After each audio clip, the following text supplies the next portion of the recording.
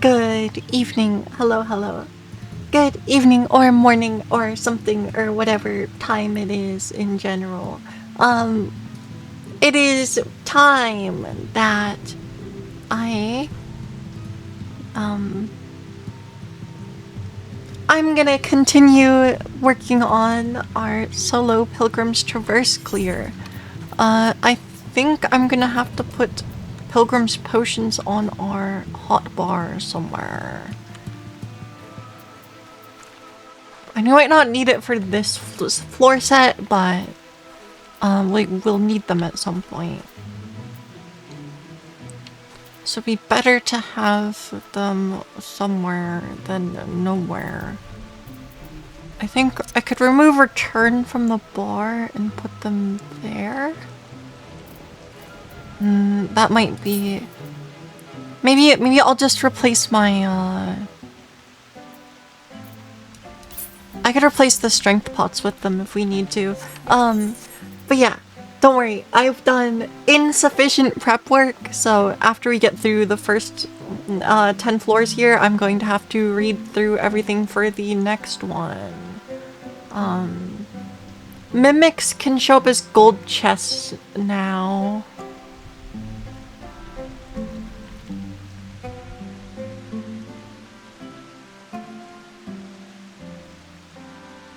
Okay. I think the only thing we really don't want to fight in this next floor set is Forgiven Attachment, which has the sewer water cast. Because there is absolutely no way to tell what the sewer water cast is actually doing. Okay, well, let's begin, shall we? No use delaying.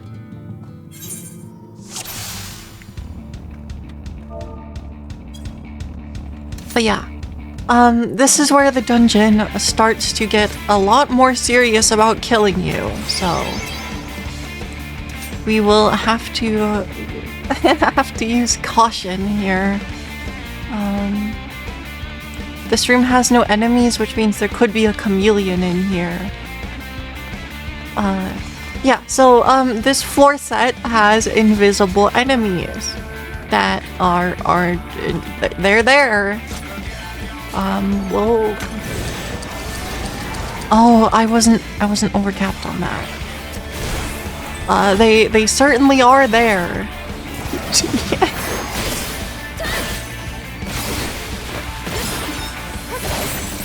Oh no, these autos are starting to hurt actually.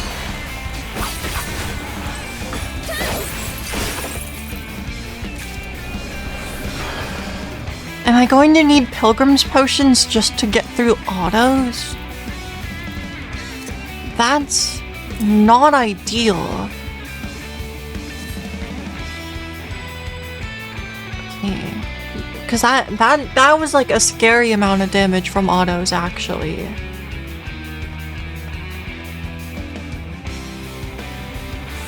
I really do not like that.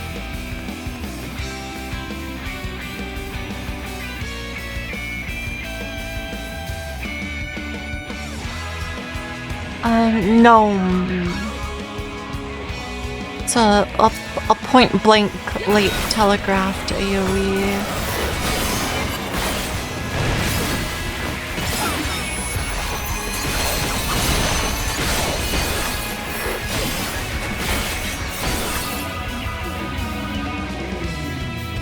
Because... yeah, those auto attacks are starting to do a lot of damage to my health bar. We have to be exceptionally careful, actually. There's a chameleon in here somewhere.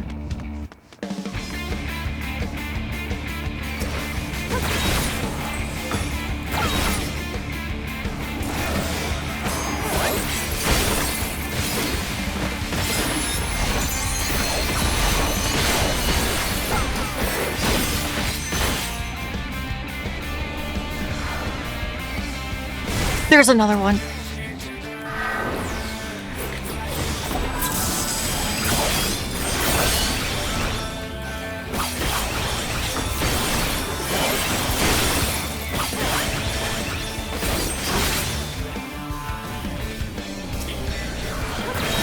Okay, I think I can fight this guy.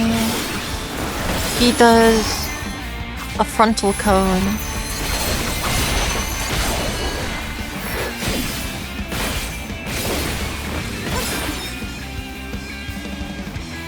Okay, we have to kill more enemies.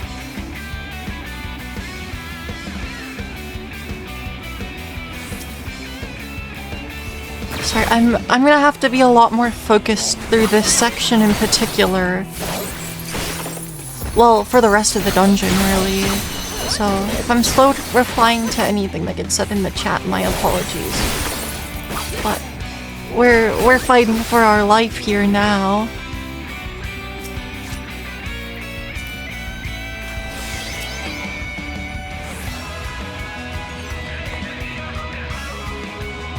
There could still be one more chameleon in this room.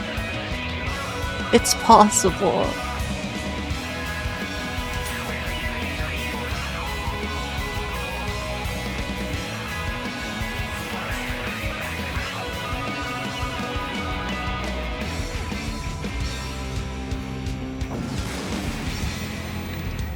I have to be on edge this whole time. Okay.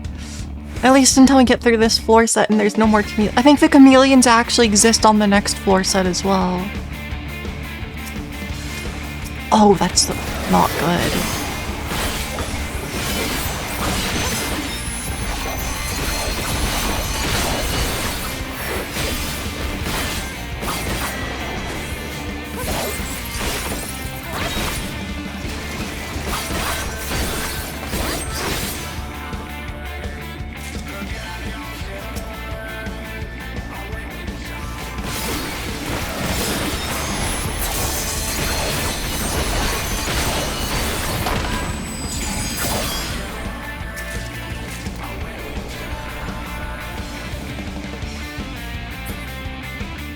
Okay, is that the left-right guy? Forgiven Riot. I'm gonna get rid of Pox. It's okay.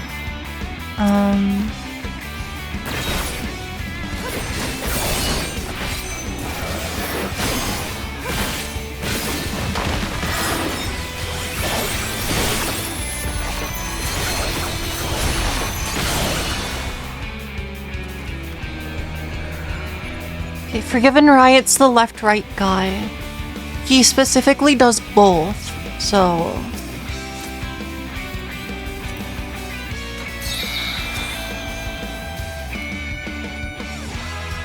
There's probably a chameleon in this room.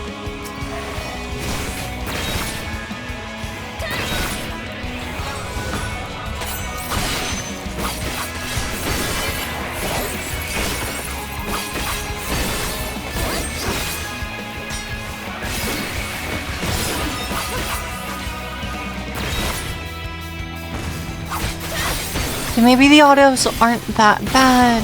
They're pretty bad.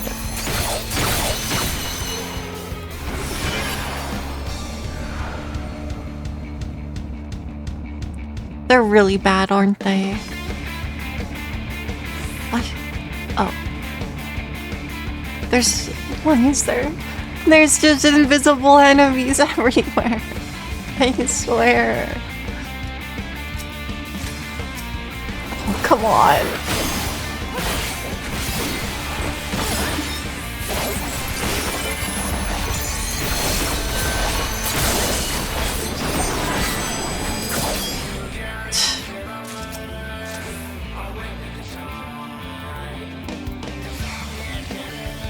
I have pox again.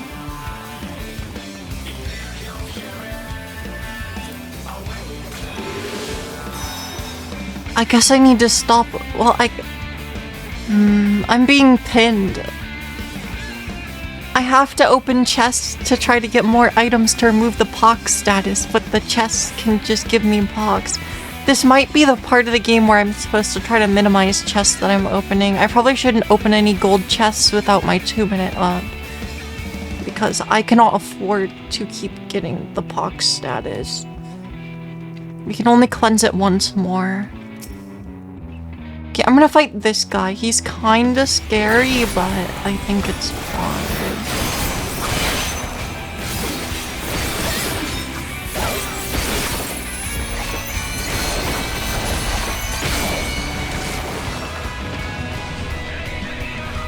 There's a chameleon in this room.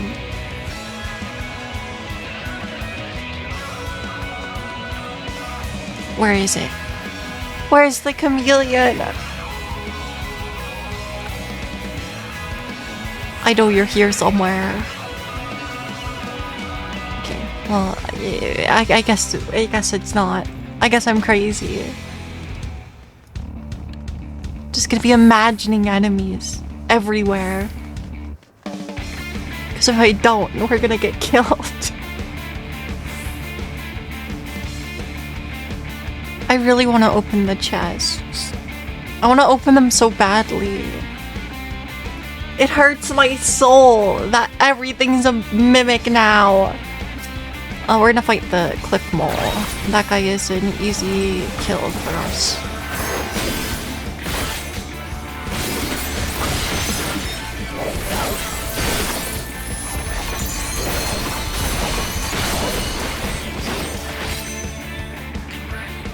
Hello. Okay, I'm gonna risk it. I'm opening this chest. Okay. That one's not a mimic. That means there's only the one in the exit room that could be a mimic. I'm gonna fight this gnome.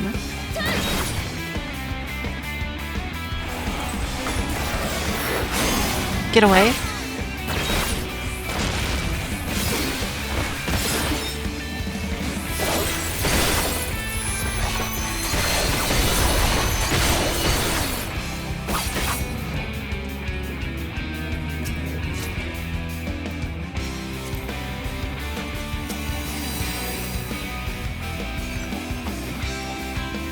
Okay. But yeah. Now the dungeon is really out to kill me.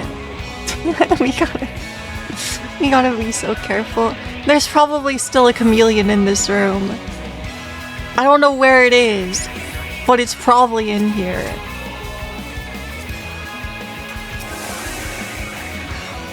I'm gonna walk through the middle. Okay, there's not one. There was not a chameleon in that room.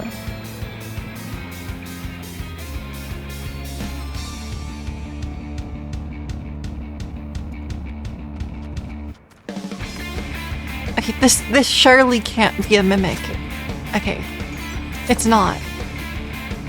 It's not a mimic.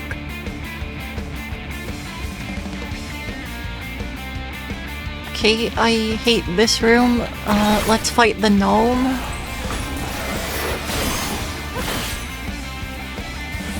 I think I just hate this floor set, actually.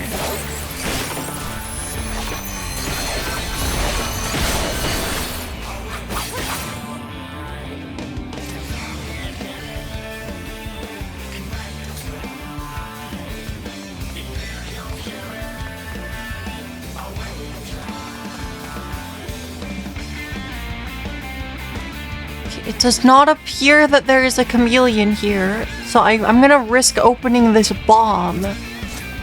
Okay, it was not a bomb, it was maze root. Mischief has Shiltron that we have to interrupt.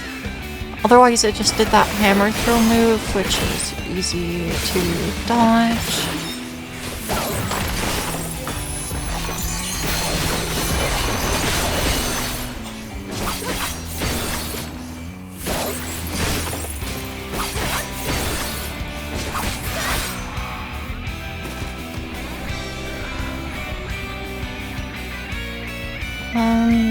I can try to... The chameleon. There was one in here. There actually was one. No. I don't like this.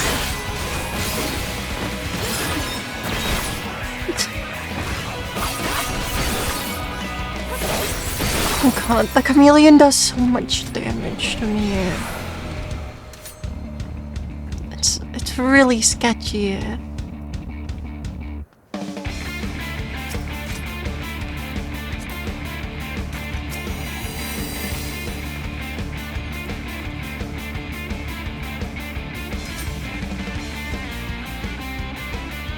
Okay, is there a chameleon in this room?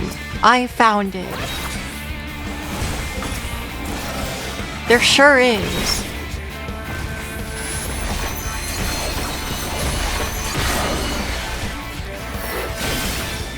Why does this guy's autos hurt so much?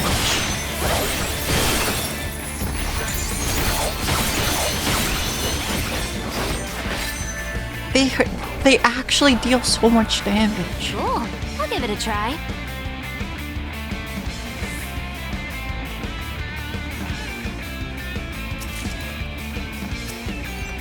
Okay, the gnome is a safe fight. I will drink water when I have the chance. I am not exactly sure when that is. Whenever I feel like there won't be a chameleon about to jump out and kill me.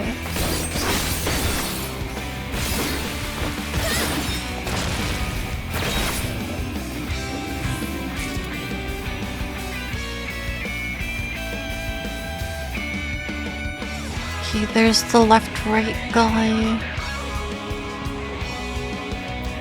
Hello!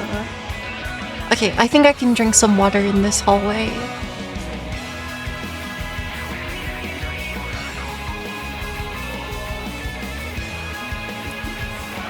Sheep! Wait, what? Why is there a sheep?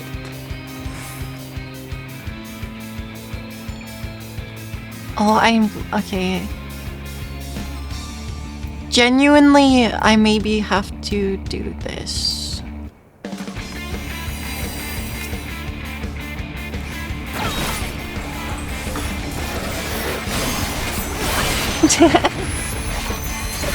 It was meant for another chat. No problem. The chameleon looks kind of like a sheep if you think about it.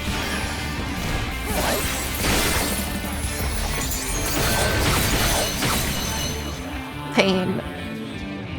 This could be a bomb. I'm waiting for my HP. Free maze route. Don't mind if I do.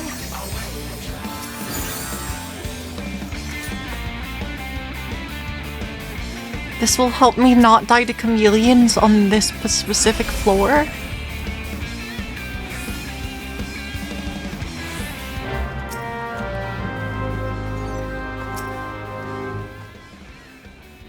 Fortune. Okay, I can just leave now. I should probably just leave now. The only critical item I'm missing is haste, so...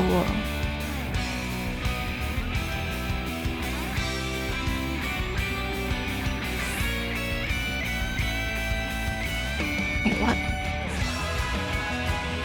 Oh.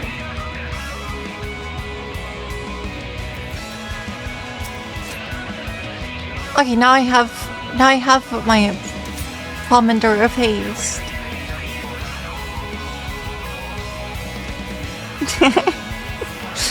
But yeah, it's either that or you were calling me a sheep because of how scared I am of chameleons. They're everywhere. They're actually everywhere.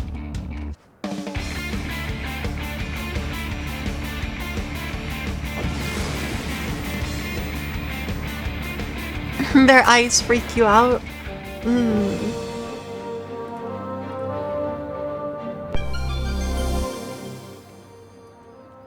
Well, this is good. I am an orb. That means I'm infinitely powerful and susceptible to traps.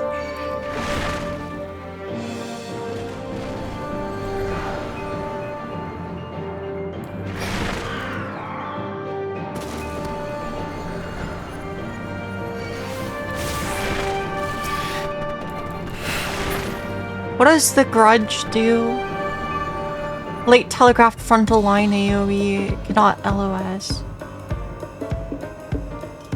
And then it has an enrage. that is LOSable.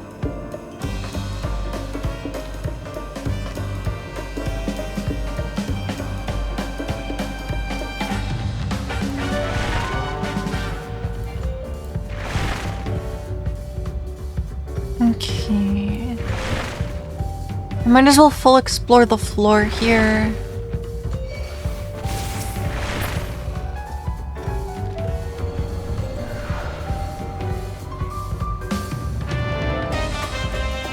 Honestly, I don't really need any items, so I think I'm just going to...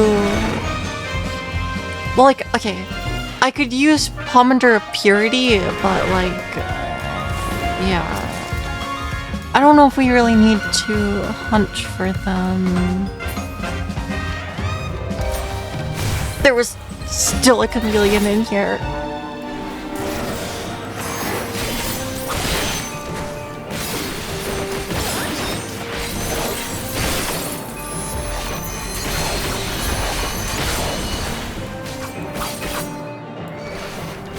There's another one.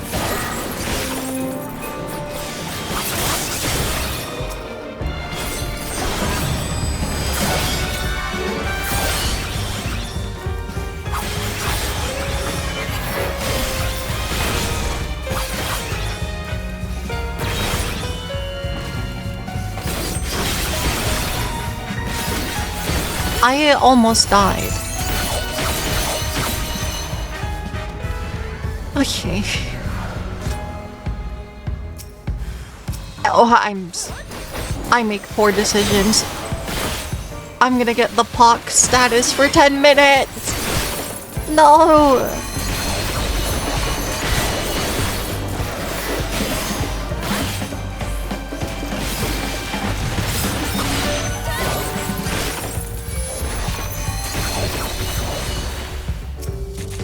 I can't survive the box status.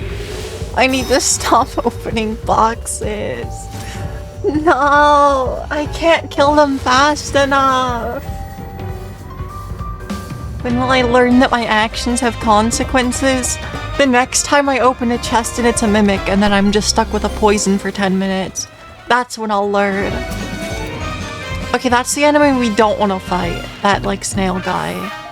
That snail guy is really bad news.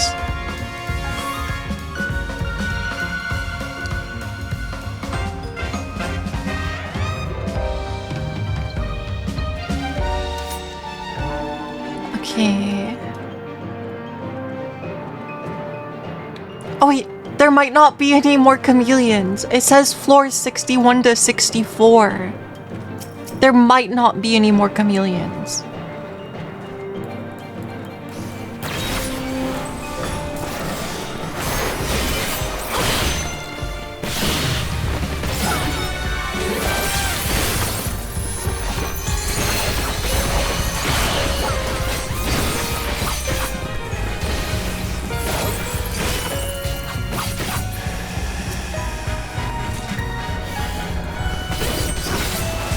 I don't know if I trust it though. I'm gonna pretend there's chameleons still.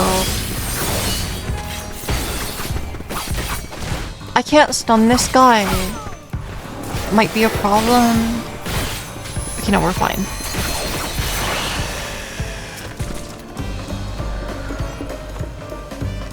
This could be a bomb. It's not. What does Imperity do?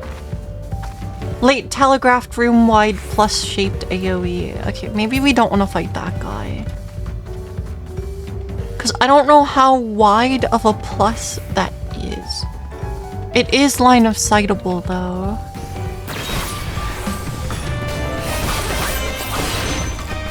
I lost my stack of Tendo. We have a stun, so it should be fine. Probably one more Hailfire cast.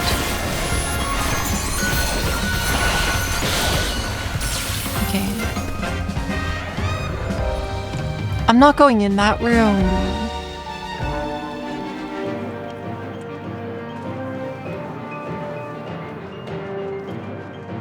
Traverse Queen, late telegraphed short frontal line. Okay. And then an enrage mechanic as well.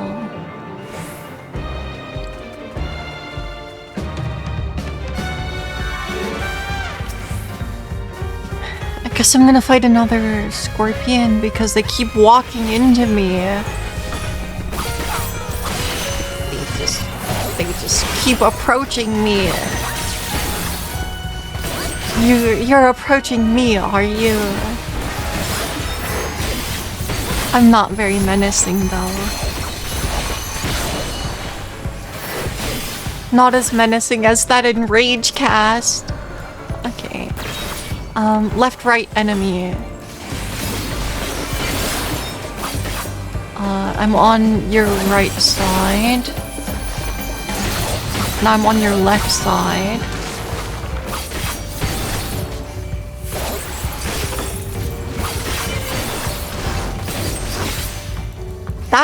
That hurt. That did a lot of damage.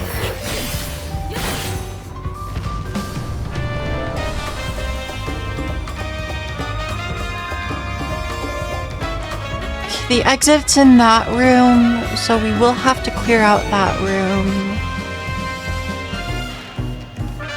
I don't think there's any reason for me to check over here.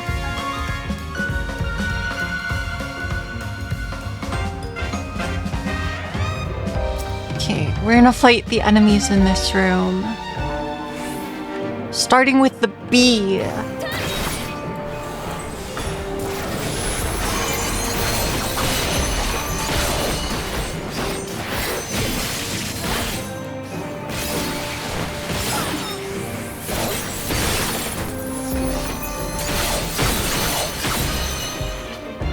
Okay, we have dodged final sting. I'm gonna open this box, or no, because if it's a mimic, it'll instantly aggro. I'm gonna open the box anyway. No fear.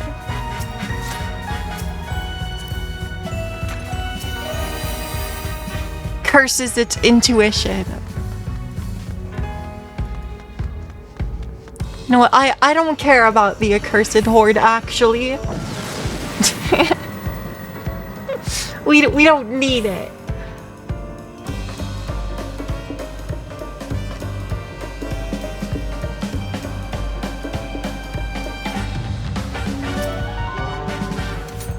Okay, there's no traps on this floor. That is quite good.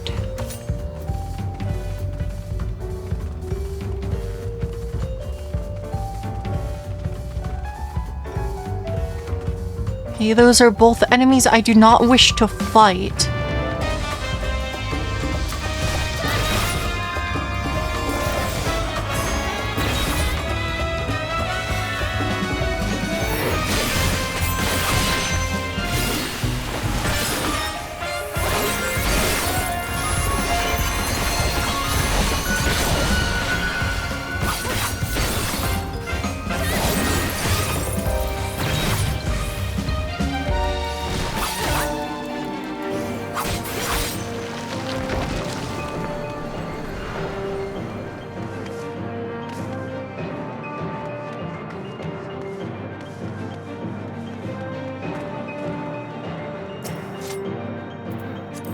Free strength is really good here.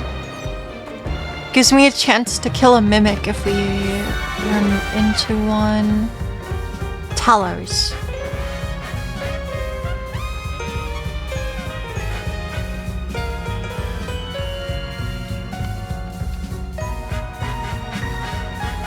I think I have to fight an imparity here.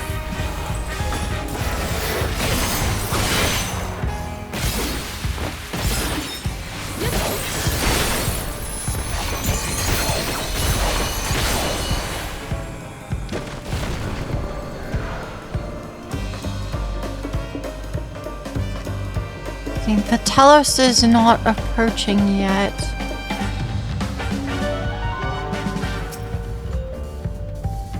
I think I have time to kill this.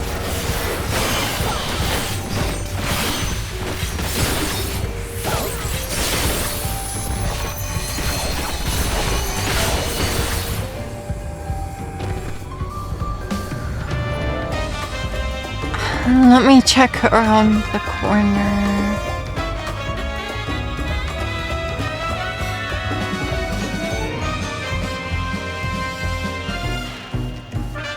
Okay, the exit is here. That's very good to note. I think I'm gonna fight the Talos.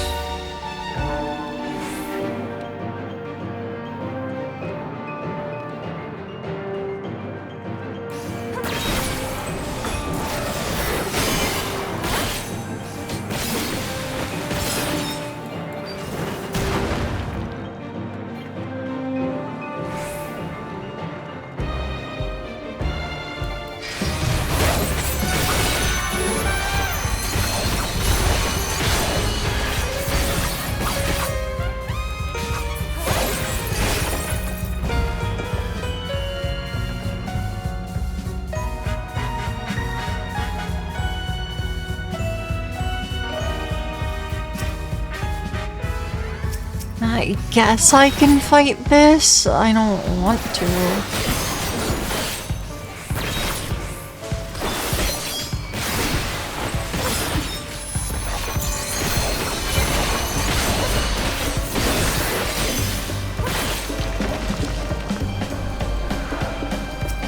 Okay.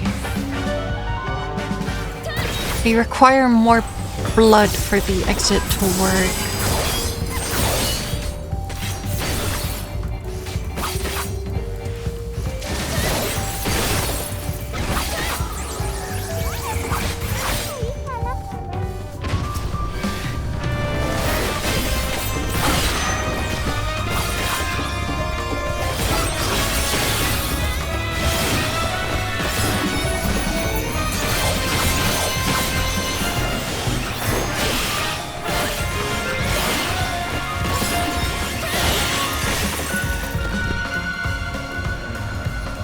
Okay.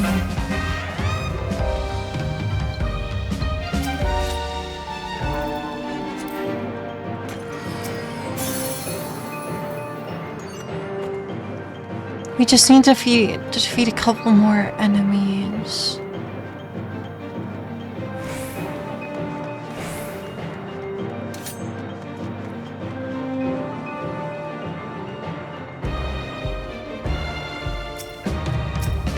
I could fight this Talos.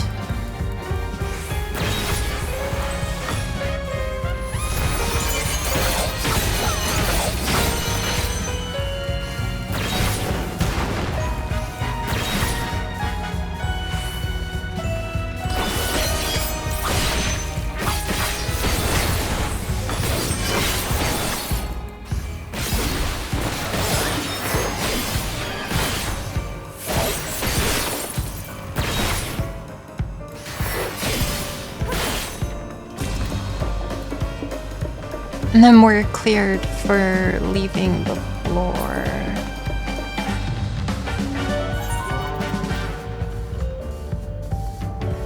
Maybe I should eat food. Rolled that rock? Heck yeah.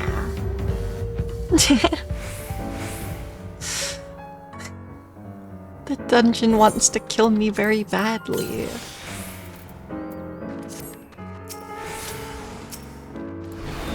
Case in point, the gold chests are mimics and I can't stun them. Please die. Please die. Please die. Okay. Hello. Okay, if a mimic gives me pox, I am stuck with it for 10 minutes. No. No, please. No, I don't want to stick my head in there. There's a lot of teeth.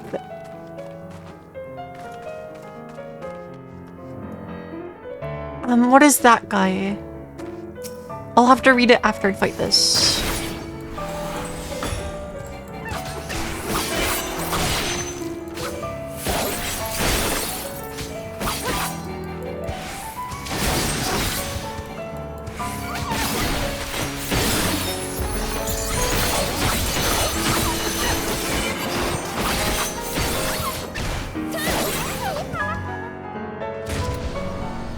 Nagazi. Late telegraphed wide frontal conal AoE.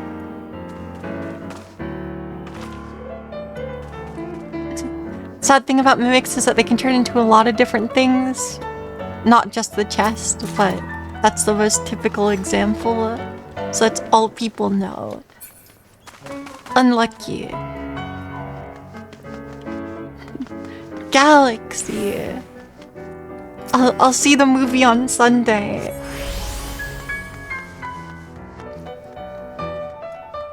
I'm looking forward to it. What does that do? Late telegraphed frontal cone, late telegraphed point blank. Okay.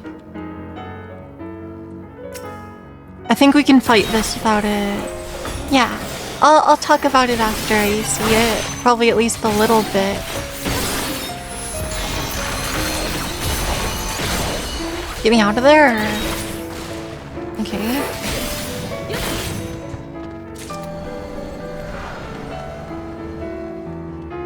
There's a Telos. We can fight you.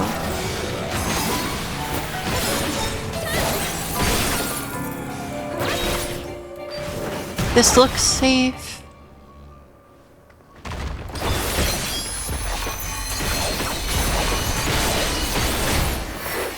There are some things about the movie that are kind of messed up I want to talk about. We'll see. I gotta see it first. I'm gonna open this even though it could be a bomb. It was a bomb.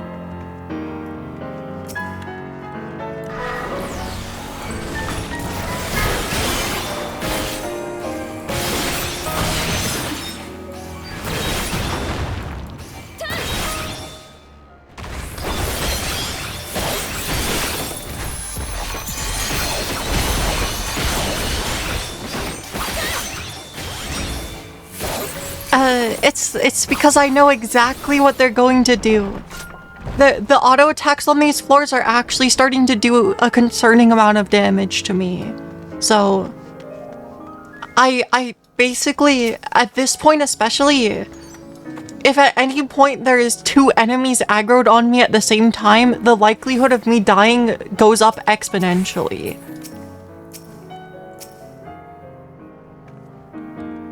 So it is something we have to be quite careful of.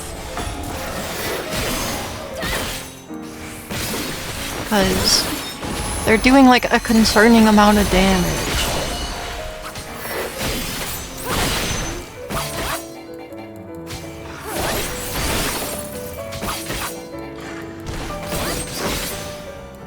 But yeah, the first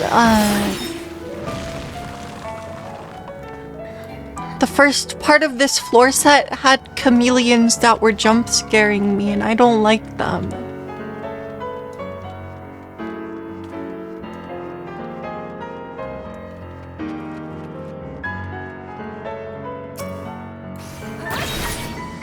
I don't like this enemy either.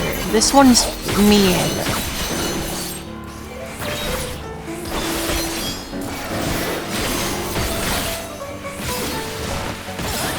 But yeah, armed with knowledge, nothing is much of a threat unless more than what's expected begins to occur. Which means you wager that I don't like spiders. I'm not the biggest fan of insects or arachnids in general, you could say.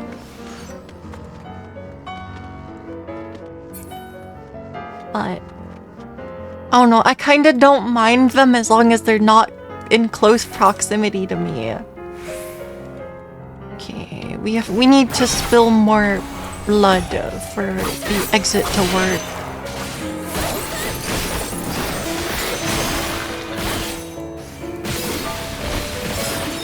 I should not have risked that stun. That was bad. It worked, but that was spooky.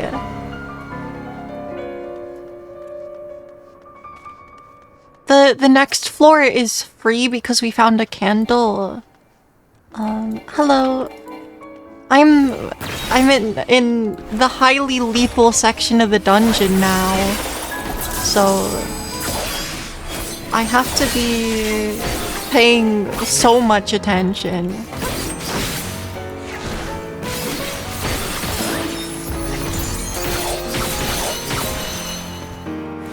Okay, we can go to floor 68.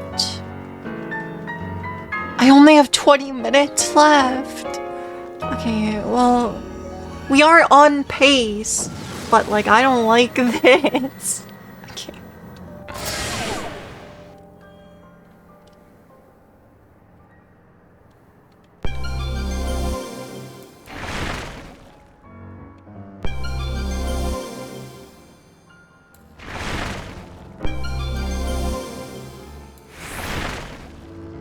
Marble, go! Marble mode engaged. I'm just gonna use this to get off of this floor as fast as possible, by the way.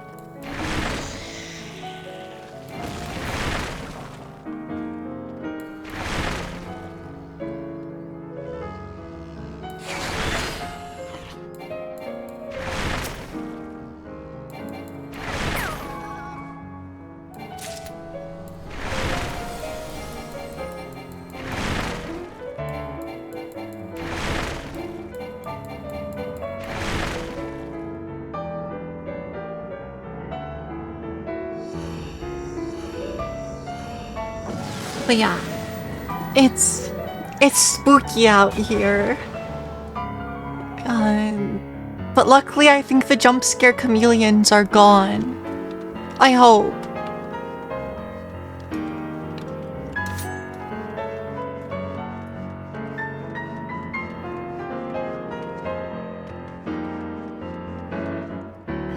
It's good to be in chat again. We've been busy. Well, hopefully busy with fun things and not unfun things.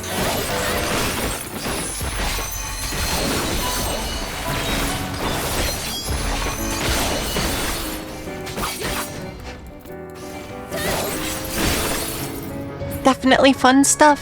Very good.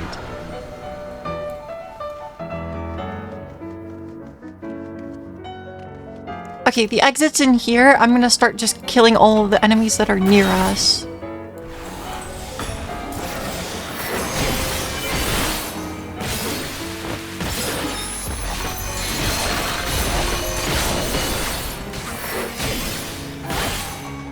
I hate body slap. Why did that hit me? Why did that hit me? It's so mean. I could have gone faster the other way.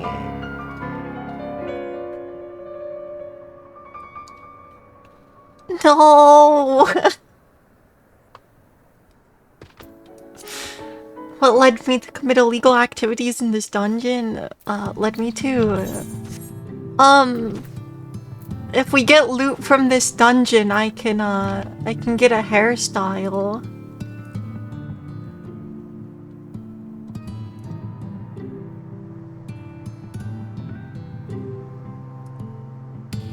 So that's why I'm stuck in here, but now I'm dead, so... I guess we're gonna do the first 20 floors again.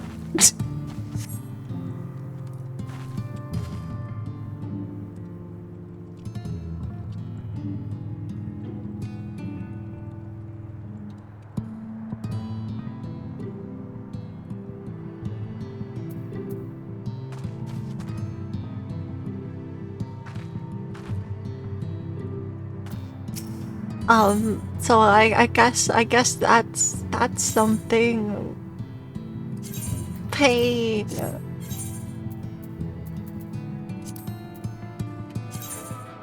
Why is it like this? Okay. What am I even, wait, that's like not even what I want to look at. I wanted to open the challenge log.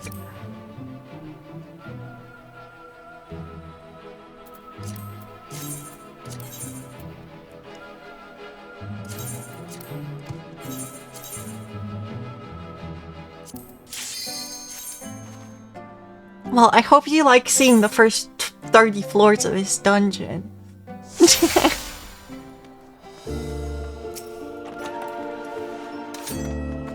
Suffering.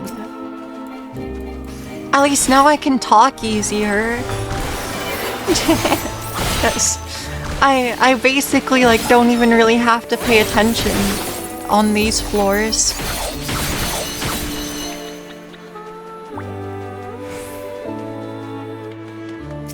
Nobody saw that. Well, no, it's fine.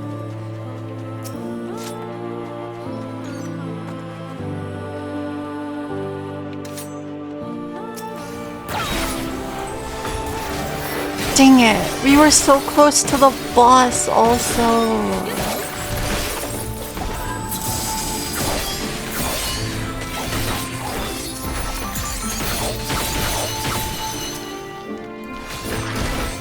I was so close to the boss.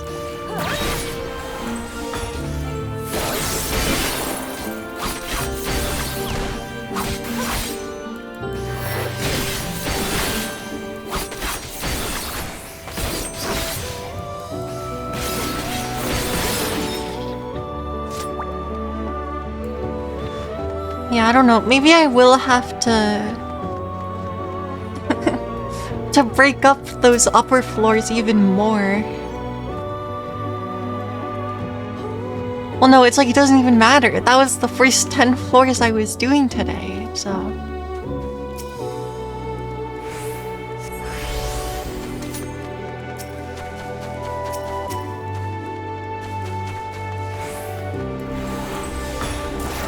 But yeah,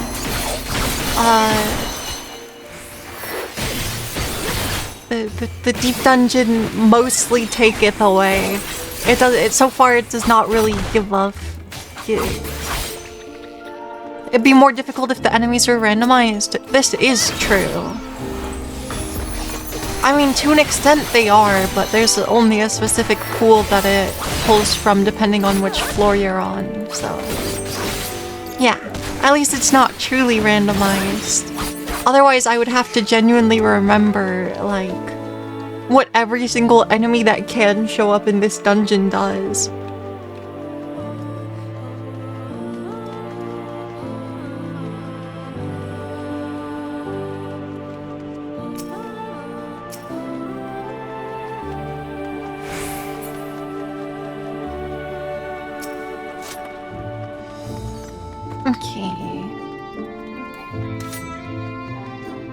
That means I'll have to go through the chameleons again. But yeah, since I lost the run, that means we're just gonna go back to like floor 20, maybe floor 30, and then I have no reason to play any more of this dungeon until Tuesday. So that's what's gonna happen.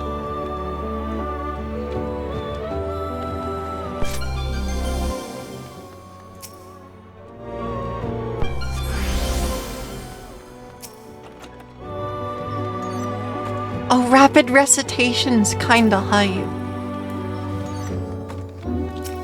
As a modifier from the candelabra. That's a fun one.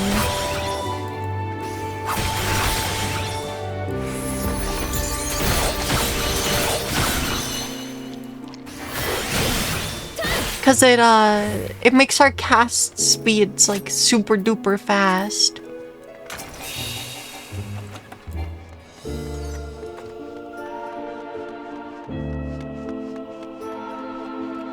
So that's always fun. Samurai is the melee that actually has a cast bar, so we do get to benefit from rapid recitation. That one.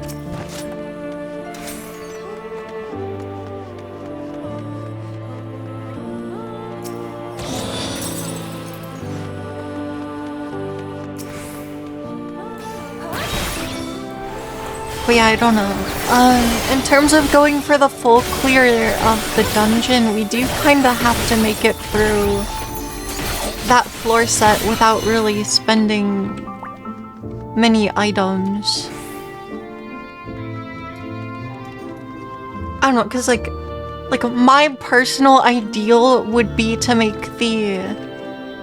play this dungeon with the goal of making the last 10 floors as easy as physically possible. So basically, so the run is kind of rough, but then if you actually make it to floor 90 and clear the boss, the last like 8 floors of the dungeon are free. That's my personal goal, but have to actually make it through floors 62. Yeah, you have to actually make it from floor 61 to 90. But yeah, we basically want to make the last 10 floors a victory lap. Where I mean, like, the enemies will still be lethal, but I just want to have a stock of items to burn through it and make it, like... Just because, we need to minimize my margin of error if the run makes it that far. Because... like, my margin of error is fairly low, but... evidently, if I have to fight like 100 enemies, at some point I'll mess up somewhere. So...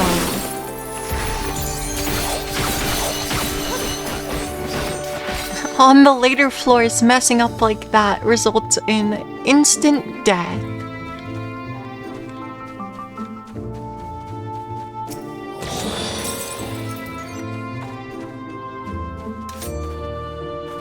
It is rather brutal.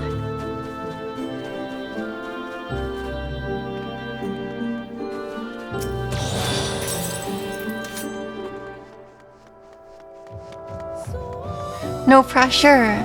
I mean, I'm not feeling the pressure anymore. We're on floor 3. Yeah. So...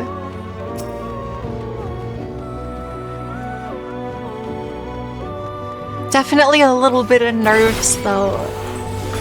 The chameleons really don't help. So, I mean, I was feeling fairly tense for, like, the entirety of the floor set, pretty much.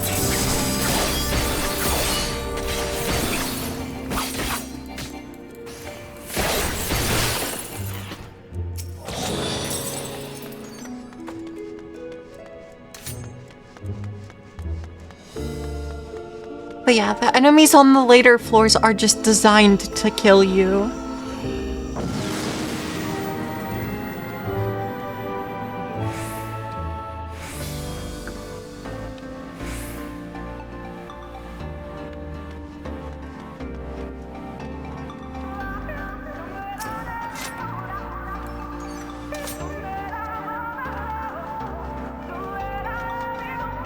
But yeah, and my tempo of being able to fight enemies drops significantly.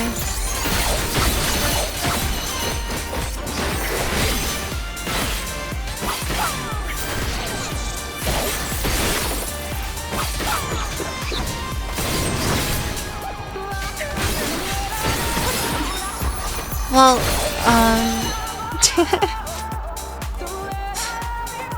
luckily, I'm gonna keep attempting this until I have the hairstyle, at least. Is there dual wielding in this game? Yeah, so as of the Dawn Trail expansion, there is a twin blade melee DPS. Ninja also, yeah, there's a couple classes that dual wield. I I have one on Samurai. I have one attack animation that looks like a dual wield, but which is Hisatsu Sene.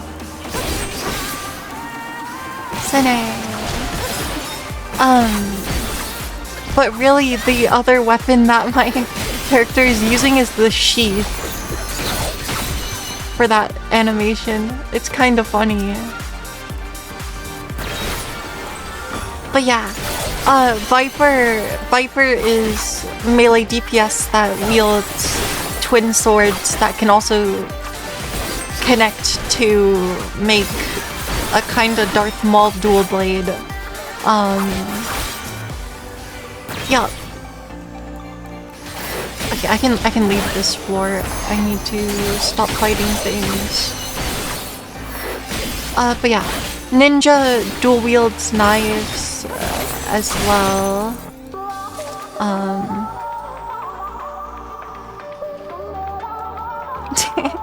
The isekai stance.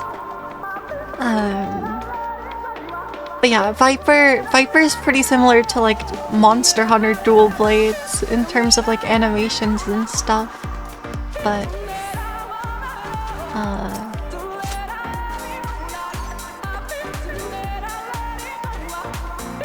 I don't know, Ninja uses a lot of ninjutsu and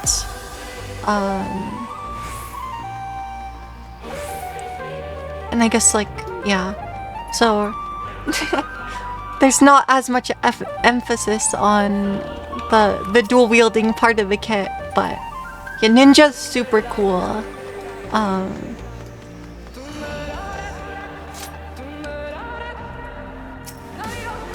Always did like the blade glitter effect. Trying to imagine which one you're talking about.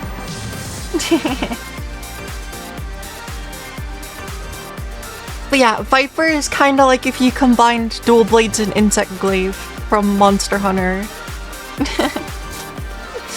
There you go. That's like the best way to visualize it.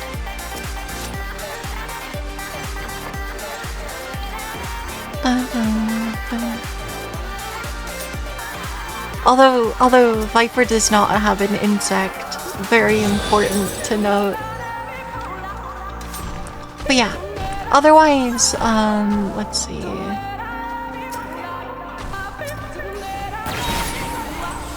What else? I think those are the two that are the main dual wielders in this game.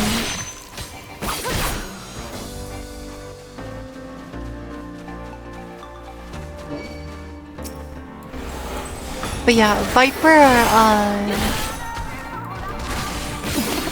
you liked the Monster Hunter Wilds gameplay but did not like the story? I mean, yeah, the story is arguably kind of secondary to the gameplay in Monster Hunter. Basically, they just kind of give you a reason for... They give you a vague reason for being there, but it's mainly about beating up big monsters with big weapons.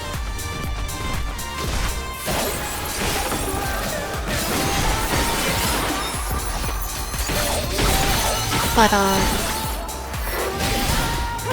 Monster Hunter Stories is more narrative-driven. I'll continue playing Monster Hunter Stories 3 at some point soon, maybe.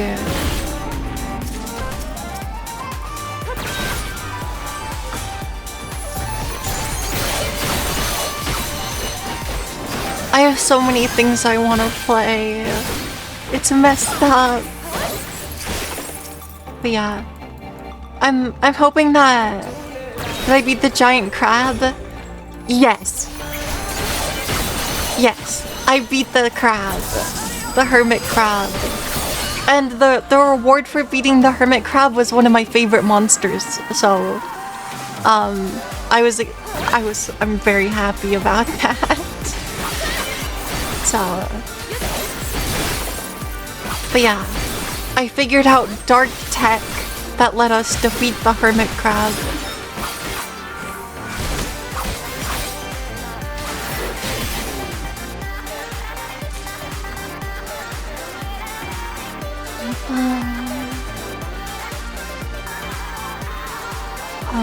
I'm gonna have a little bit of a tricky time if we don't get a poison fruit, but it's fine.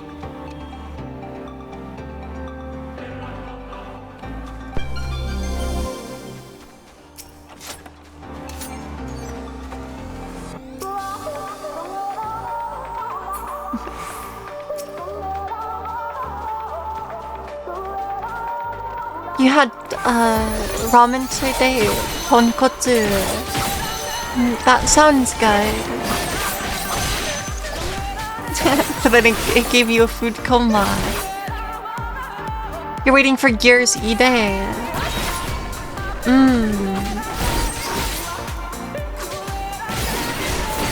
Is that going to be a like a next mainline Gears of War? Or I don't know, there's so many different games to keep up with news on.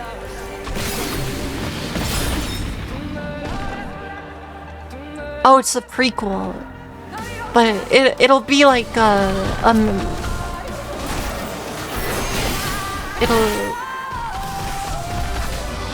that'll be interesting.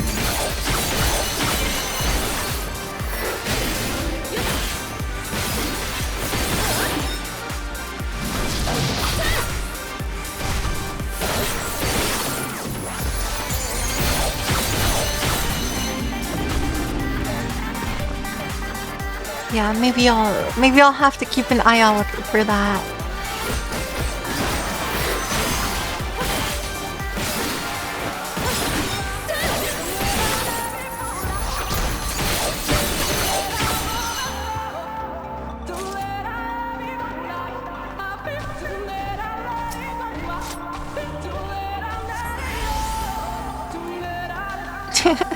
It'll show how the chainsaw rifle came about, so you're hyped to see the origin. Very good.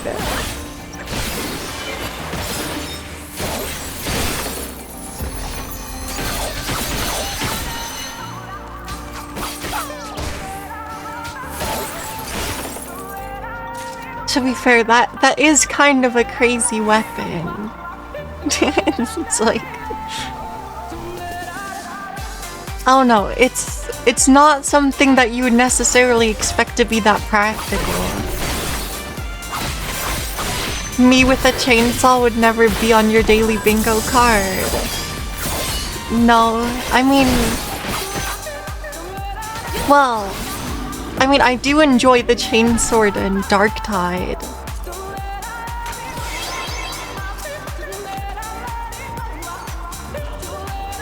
Those are pretty fun. I saw that need an art commission.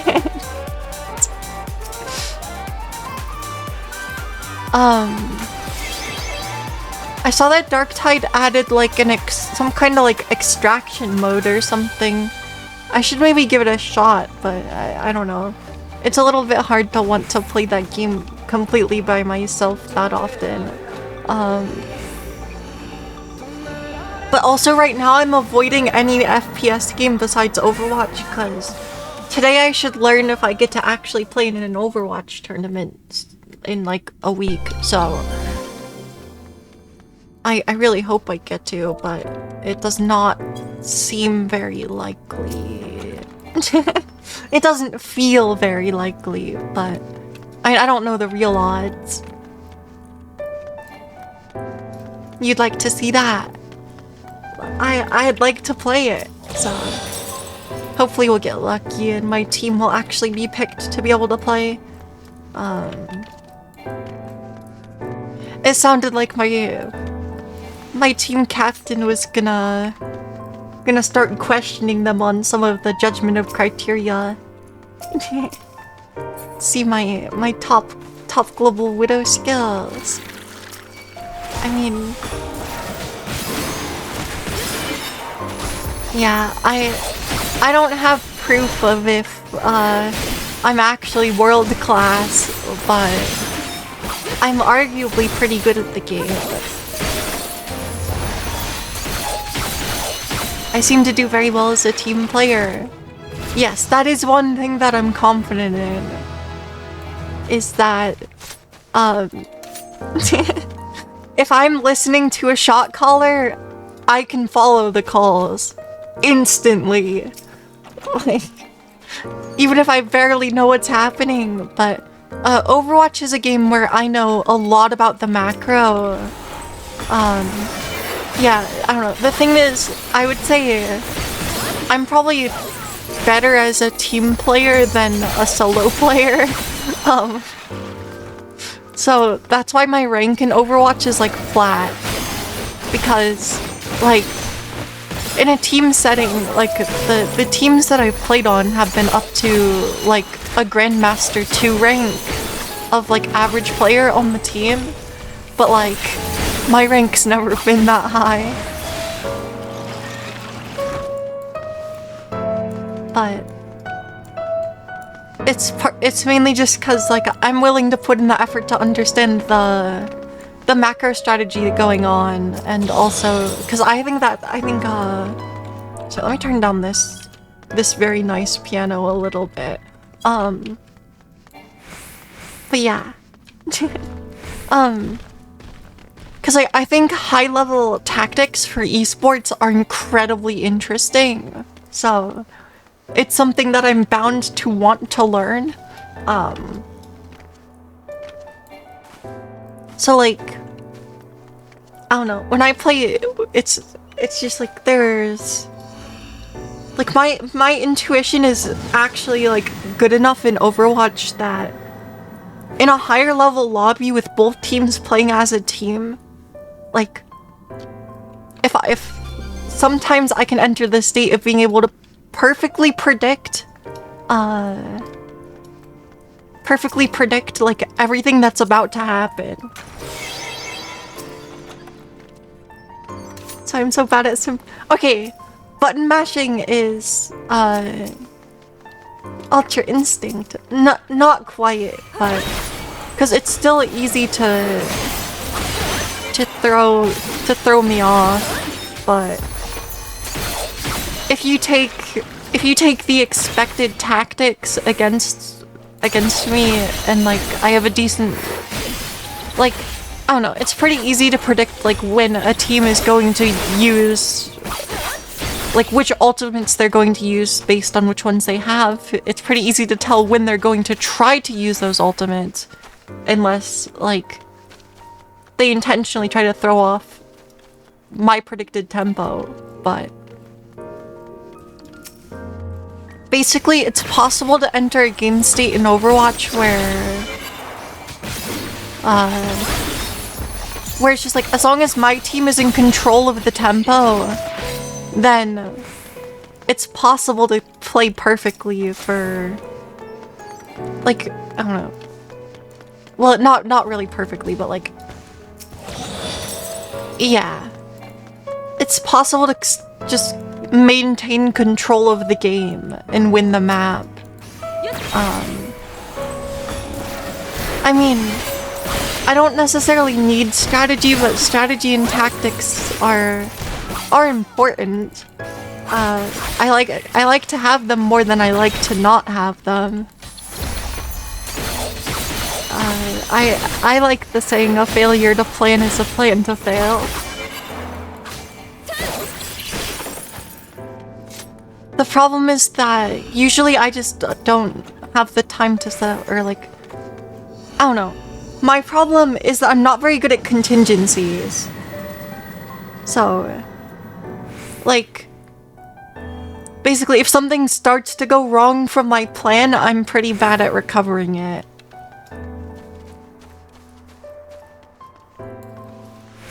Cause, yeah.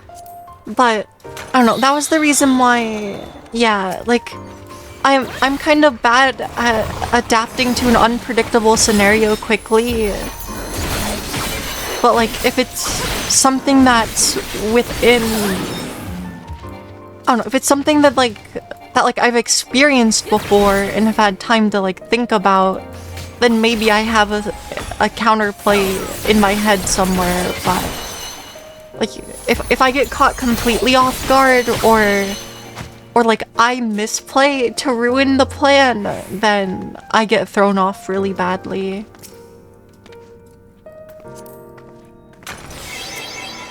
And it can be a little bit tricky for me to reset.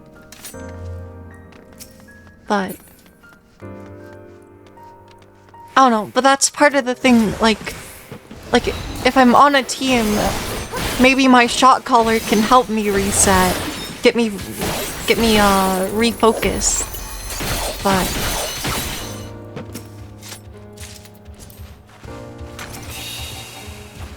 But yeah, I don't know. It can definitely feel pretty bad in Overwatch though to like when you're playing against a team that's like beating your team in like mechanical skill and the macro game. It's like the most miserable games of Overwatch you could possibly play. But so I've experienced that a few times. Just because in a decent amount of tournaments that I've competed in, my teams have not necessarily been as strong as you would like them to be in terms of trying to win the tournament, but and part of that is my own skill though, because like I don't know, technically, like mechanically I'm still getting better. My aim is fairly decent now, but like I can still be better.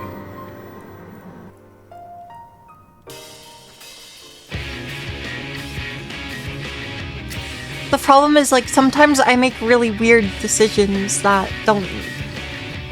Yeah.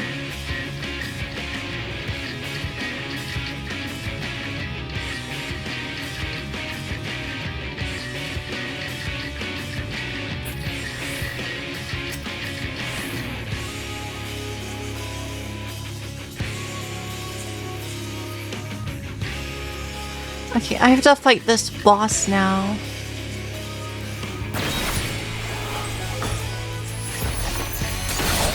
You normally like skill-based PvP games where your team can still be a bit behind, but your individual skill can bring it back. Yeah, I mean that's fair.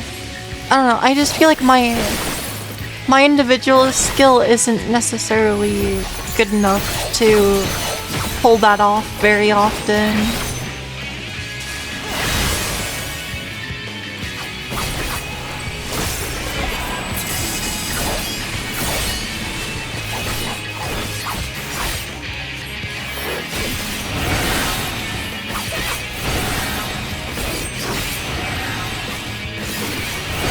It is sounding like my team does not get to play in the tournament. By the way.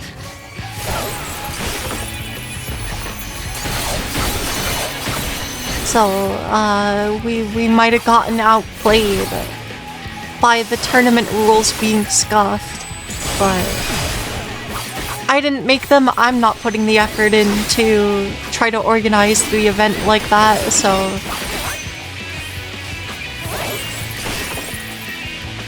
it's whatever, I guess.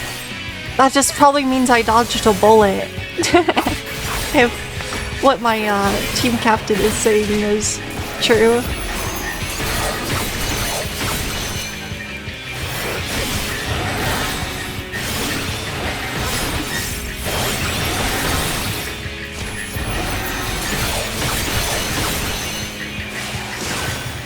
Okay, I got lucky there. I can't dodge this.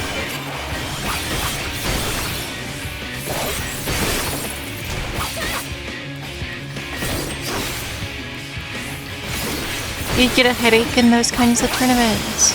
Yeah, that's fair. I mean, I am pretty disappointed though, because I was really looking forward to being able to actually play in something. But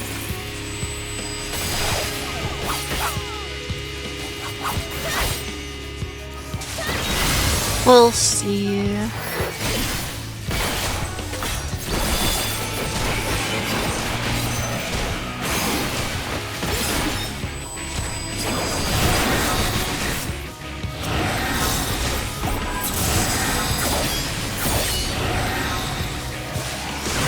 Okay, well, I'm just standing here then.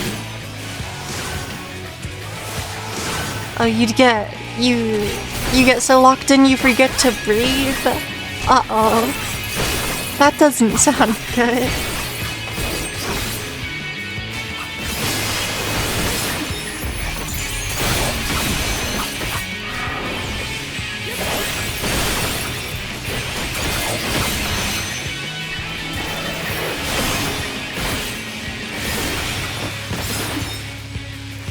Yeah, I don't think I've ever had that happen to me, but oh no. If I can actually be properly locked in, then my gameplay could be hype.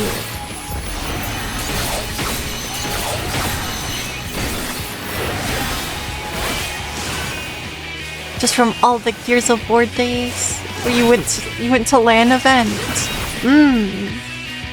Yeah, I don't know. I've basically like never actually competed in a LAN tournament. I don't know. It's something I want to be able to do at some point, but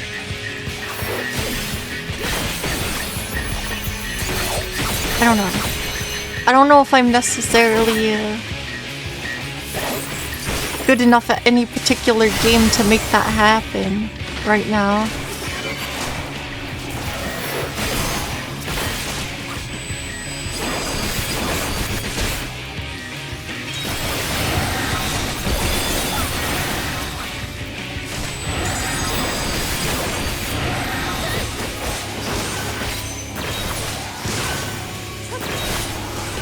Have I ever been to a Super Smash event in person? Actually, I have played in one at the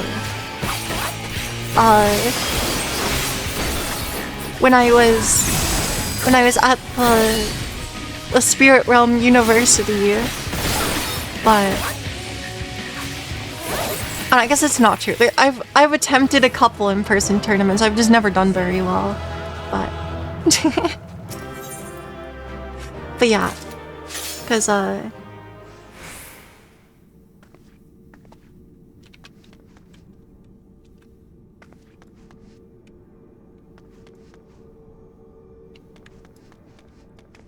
still counts. Yeah, I mean it counts as tournament experience. So, I at least got that going for my credibility. I gotta stretch, because I haven't done that yet. But yeah. Like, I don't know, I went to like a local Pokemon tournament once, and I did bring a mono ice team and I got rolled by Follow Me Torkoal. By Torkoal Lilligant. And I was extremely upset because they were like my round 1 matchup and the whole thing was single elimination. And it's just like, if I played any other team, I probably would have actually had a chance. But no, I was playing against Follow Me Torkoal with mono ice. So that's gonna be the hardest, like, that's why, like, after that tournament, my entire mission with Mono Ice Team is to figure out a way how to beat that. Which, I have an idea now, but the problem is my Snover can't come to Pokemon Champions. I have a solution. But it's gonna not work now. Now I'll have to beat Torkoal with Mega Evolution. My opponents will not be so nice. Well, I don't expect them to be, but it's just like, that's like my only like Pokemon tournament experience was going to like a local and playing against a super strong Torkoal team. and just getting instantly blown up and losing in 2 turns. Cause like even my Glaceon under, yeah, it was just like Torkoal is really strong. I don't like that Pokemon.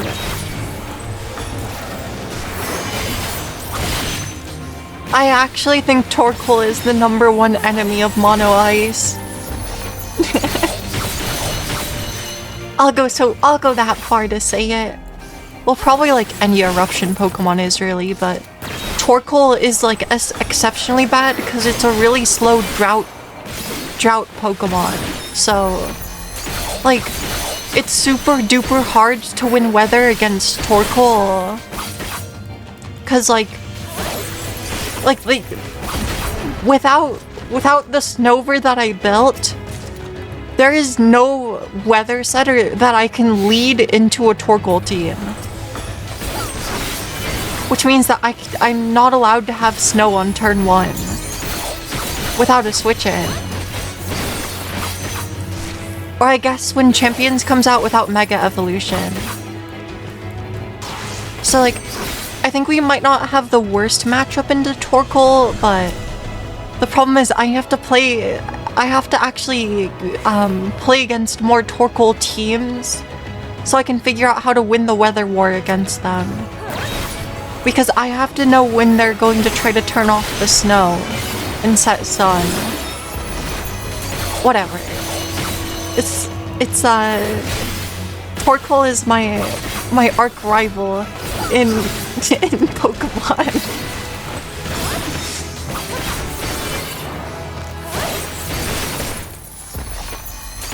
That Pokemon ruins everything I want to do with Mono Ice.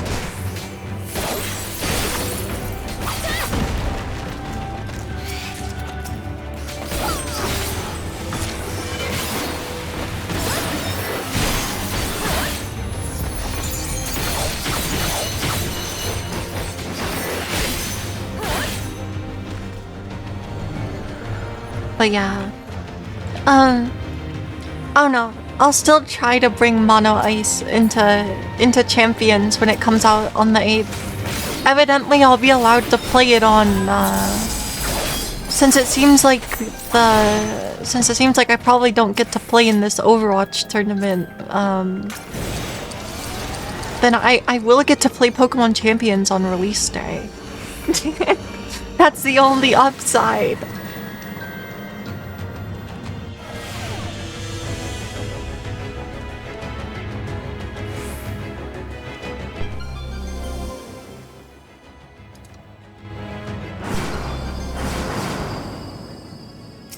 But yeah, gotta have a backup for my backup. Wait, for which thing?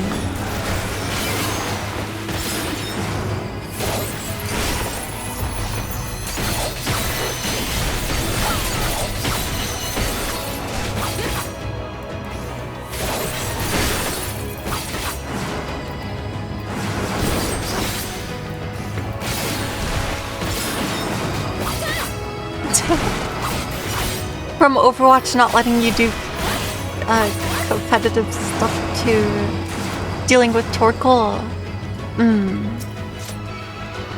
I mean, well, there's I don't even know if Torkoal is in the game for Pokemon Champions on launch, so I might be safe temporarily.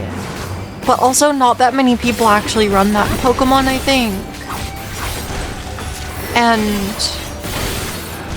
yeah, I don't know. We'll see.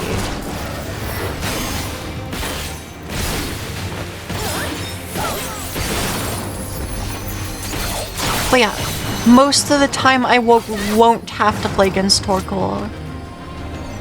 I mean, somebody will, but I think it also depends. Like, I don't know. The main question will just be how popular Sun is in the meta. Because, like, Sun teams are what is pretty bad for, like, I don't know. The things that we don't want to face are basically just other other weather teams. But because if our opponent's team is not also a weather team, then I get free control of this guy.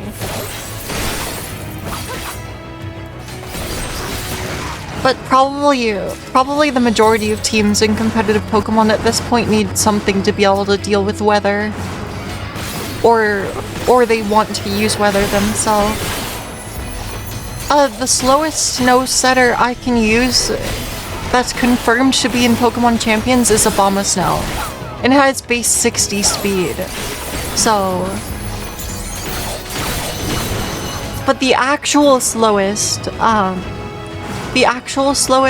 snow warning Pokemon is Snover with a base speed of 40. If you're not counting Mega Evolutions. The actual slowest Pokemon with snow warning is Mega Abomasnow, which that Pokemon has a base speed of 20. So I think Mega Abomasnow ties Torkoal. I could be wrong about Mega Abomasnow's speed stat though, because I'm not really that familiar with the stats, especially of the Megas, because I just haven't looked at them. Yeah. But yeah.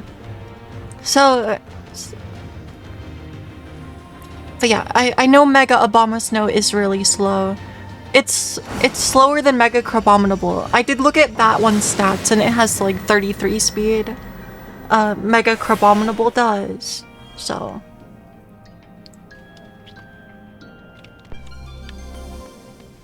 Oh, Mega Abomasnow is also base 30. Okay, well...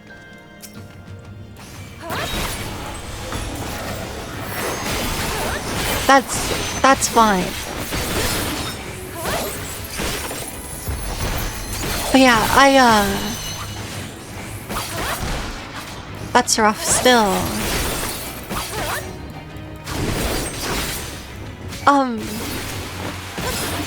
Oh, okay, so...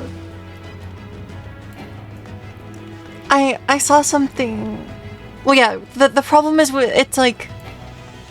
It's stupidly hard to be slower than Torkoal.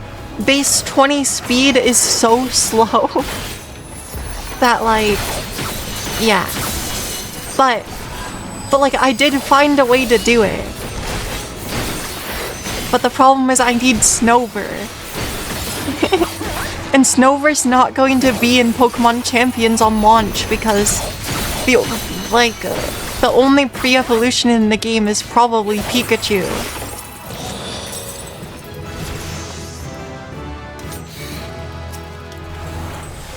But yeah, it is what it is. Not sure why they did that. I mean, because like the vast majority of the time, pre-evolutions are not used in competitive Pokemon anyway. So it's probably just a matter of development resources and like which Pokemon do they actually want in the like. They're curating a competitive rule set for the sake of an esport to an extent, so...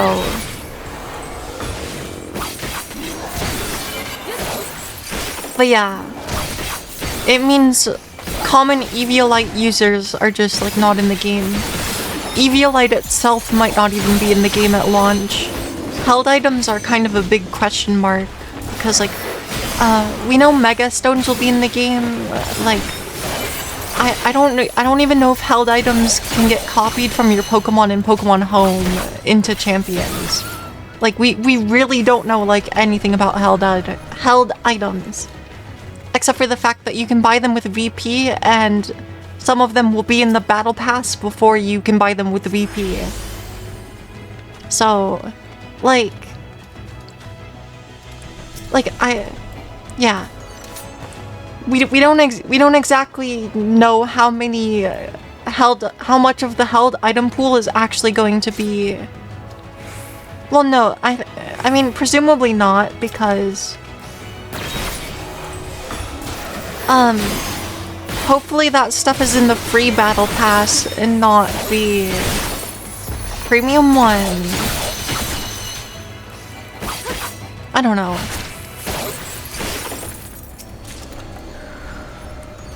There's a lot of questions, but Pokemon Champions is definitely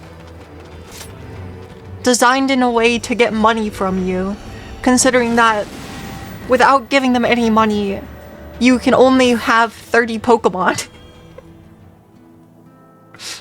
So...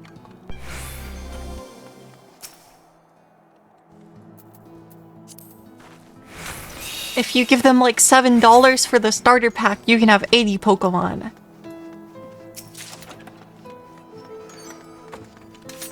And then beyond that, it might be a subscription or something. I don't know. I don't know. But I don't like that part. But no. It won't be pay to win. Presumably.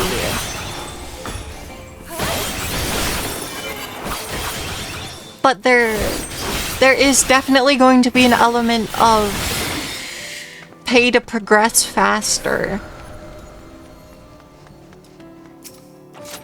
But like really there's not like that much progression to do anyway, right? So cuz like there's the main things is just like you need to EV train your Pokemon, give them moves and abilities, which just costs you VP. And then you'll also need VP to get held items and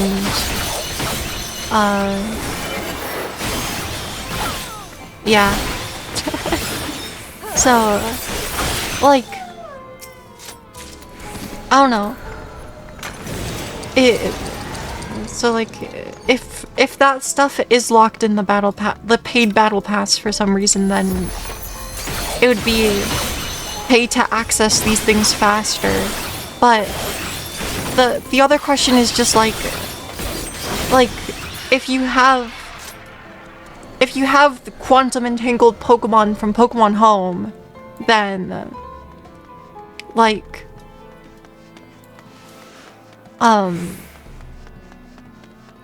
do they just have the held items? So like you can just bring any held item from a mainline Pokemon game into Champions, as long as it's actually in Champions. And that's what I would expect. But like, I don't know, because we don't have it yet.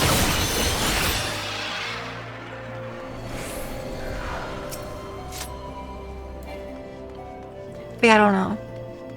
I think Pokemon Champions is exciting more than not. It just is going to have... I don't know, I just don't like monetization. But, I mean, it needs to make money somehow, I guess, so... But I honestly think they could make most of their money exclusively from selling cosmetic items for your trainer. So...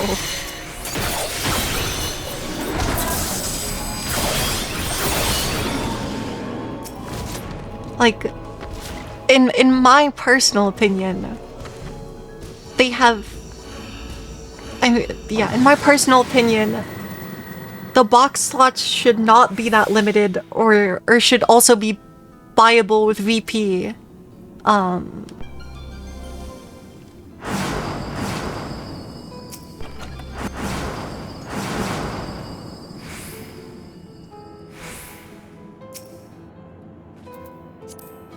But yeah, like if you're gonna limit box slots, make them at least earnable for free. We don't know if they are or not, but... And we know that Pokemon Sword and Pokemon Home is purely a premium beyond 30.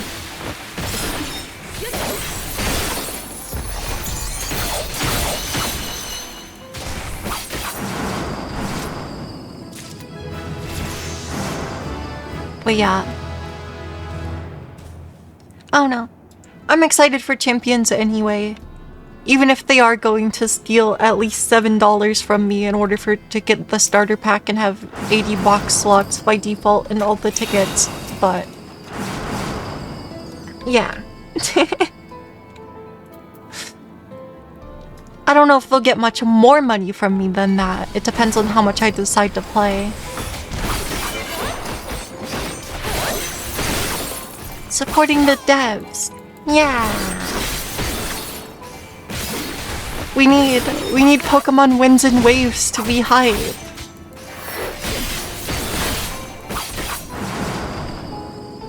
It's very important.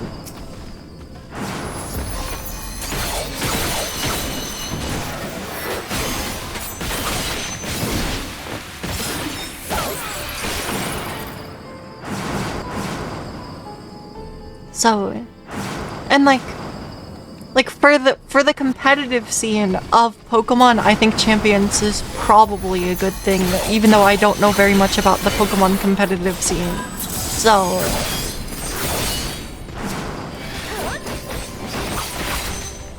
but just because it makes it so much easier to actually have Pokemon to use, because like I actually do think the worst part of competitive Pokemon is just getting the Pokemon. So, Champions definitely solves that problem to an extent. Well, to a major extent.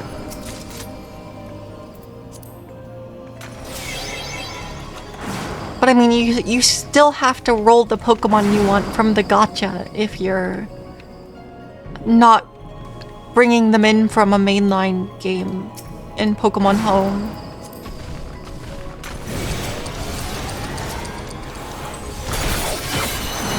But yeah. Oh no. I'm excited.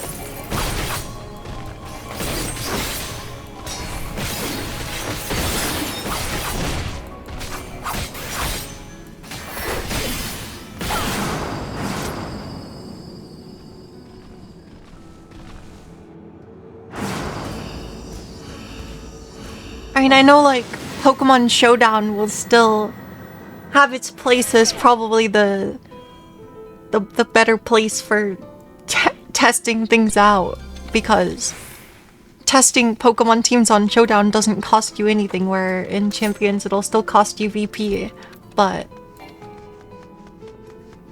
I don't know. Then for my weird brain, where I just want to go straight to the official platform, then I can just build stuff in Pokemon Champions, assuming that VP is not that hard to find in terms of training Pokemon.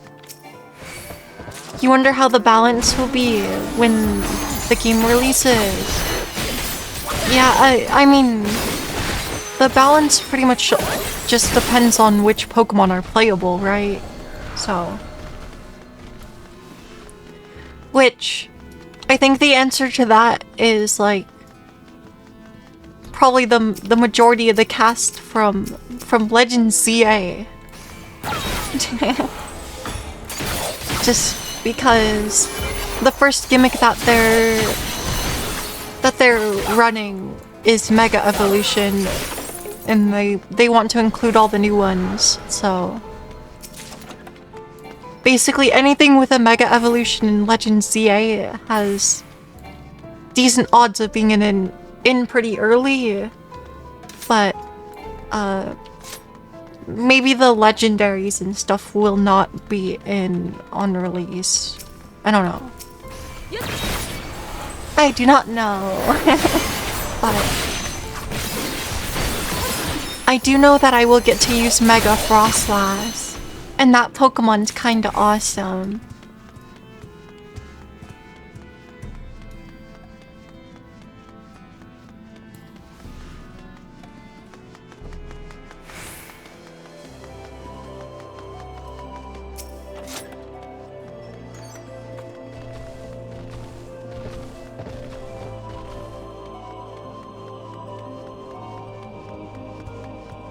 But yeah, I guess like it's not entirely out of the question for my team to get into the tournament, but my team captain does not think it's likely. And I don't know.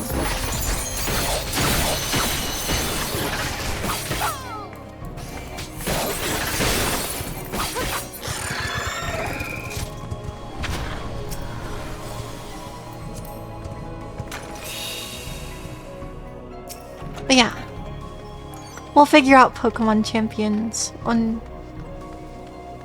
I'm just not looking forward to the prospect of using Mr. Rhyme. I'm gonna be honest.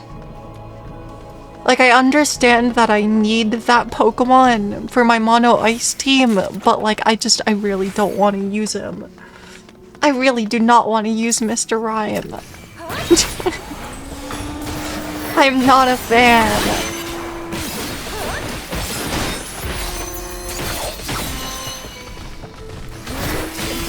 Is he squishy? No, he's not squishy. I'm just not a fan of the Pokemon design. Because I don't know why they need to make him look like a clown. He's a tap dancing clown.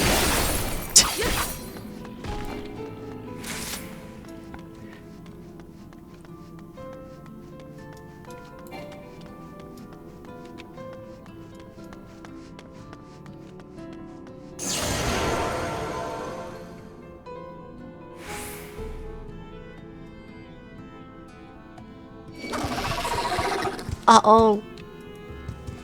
I'm a fairy for like 40 seconds. Get me out of here. How did I even step on the trap?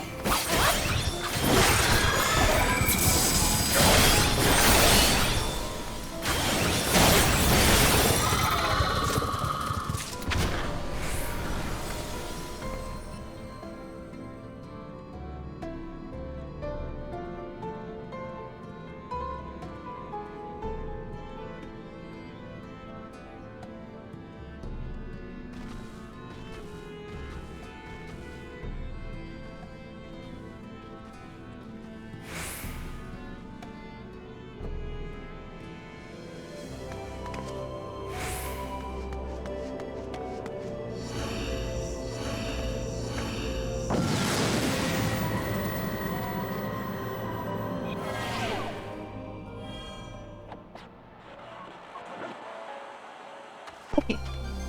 3 more floors. There's plenty of Robo-Clowns and Liza P. Yeah, I know Liza P is supposed to be really good. I would definitely consider playing it at some point, but... There's so many things I need to play.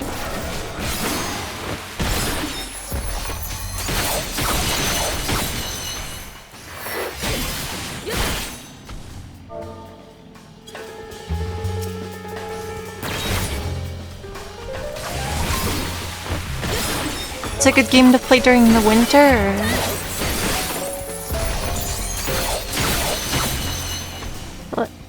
Liza P is a seasonal game.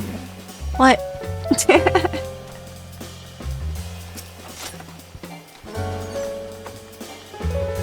Interesting.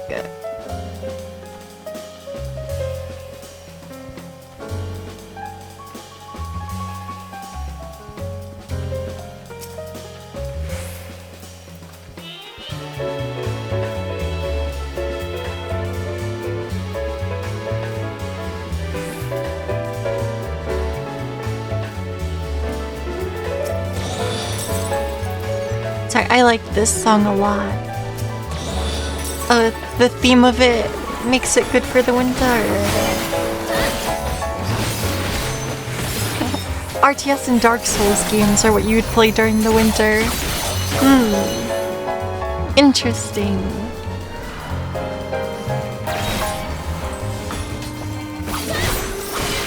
PvP is more spring and summer. I see, I see.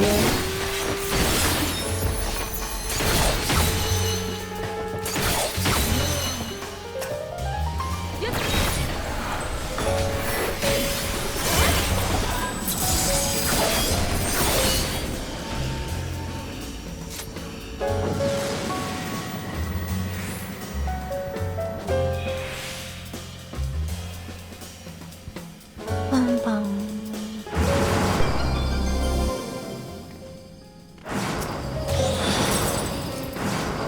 I can turn it down a little bit. Bum, bum. Getting closer. Yeah. 2 more floors, and then we'll be done with floor 20.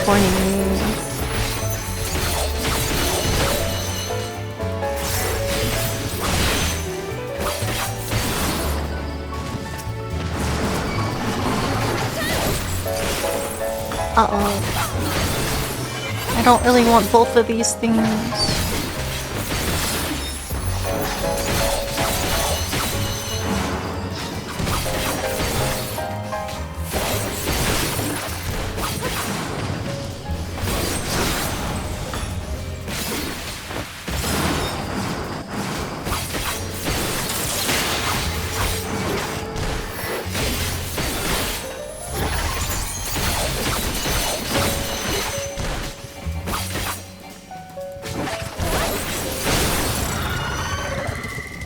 Oh, what other games have I been looking at? I mean... oh, like so many. Cause like, what do I need to play even? I mean like, I mean obviously I still need to finish Fire Emblem 3 Houses for my flyer only run, and also just to be fully done with that game. We're playing Ace Attorney. I need to I wanna play through Persona 5 Strikers. Let's see, in terms of newer stuff, I don't know, at some point I might wanna play more Pocopia or something. I literally have like over 300 games on my Steam wish list. But yeah, whenever it comes out later this year, I'm thinking Star Wars Zero Company is gonna potentially be pretty good. I'm looking forward to that one.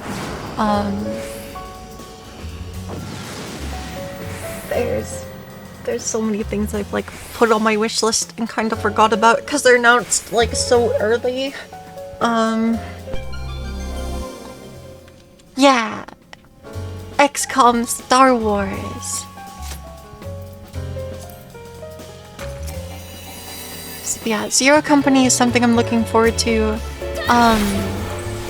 Obviously Fire Emblem Fortune's Weave would be the game I'm very much looking forward to that should come out later this year.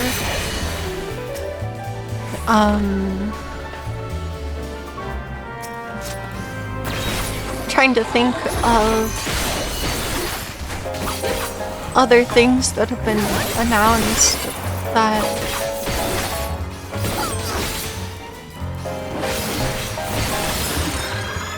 I don't know. At some point I should play through Nier Automata. If my current hiding spot for hide and seek gets found, then I'll have to play something.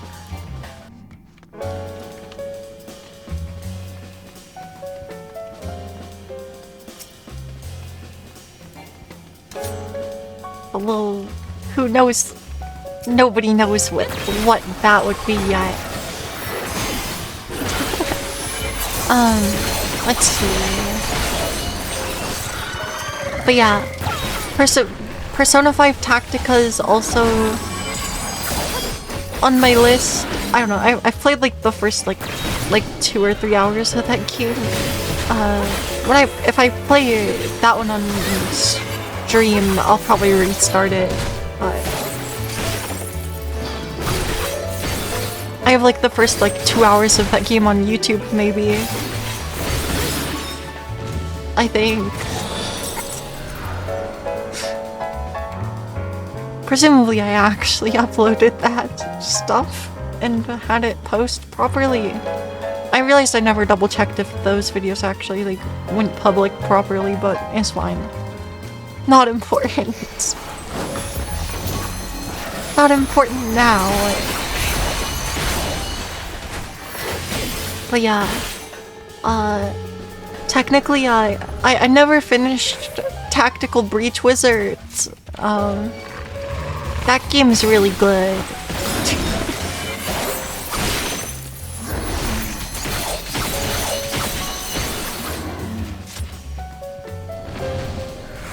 But yeah, also like when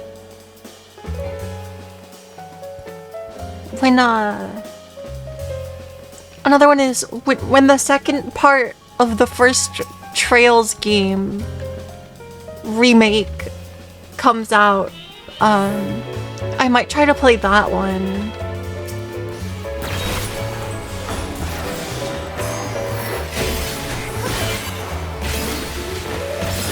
Cause like I know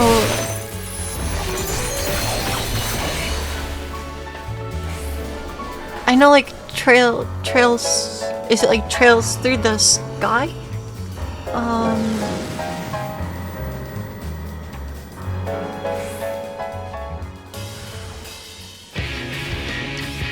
I forget, but I'll have to look.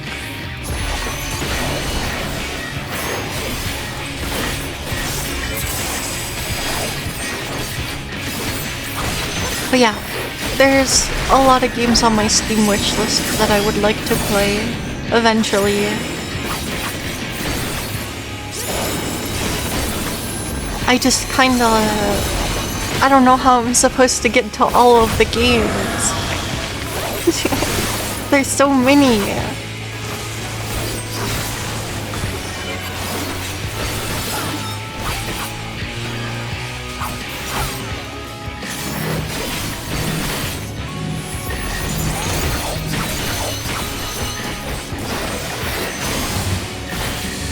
At least they'll always be there.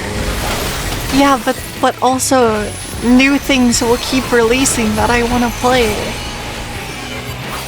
Like at some point I want to play Ghost of Tsushima also. I think that one would be fun. I gotta play that one before they put Ghost of Yote on PC. Clearly.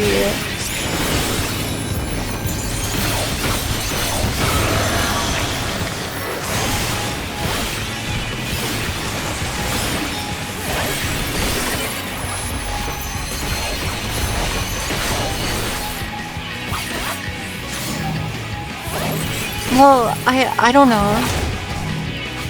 I don't know if Ghost of Yote will be on PC at any point. I don't know. Why not?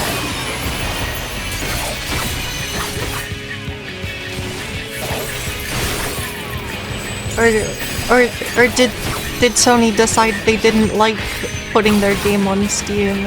I'm dying.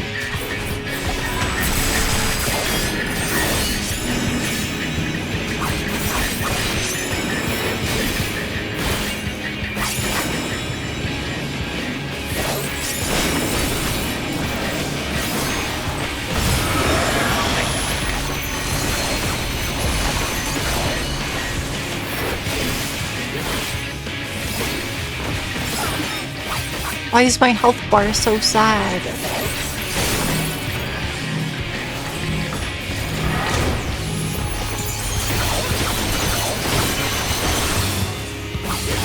Did I get hit by like something crazy? Maybe.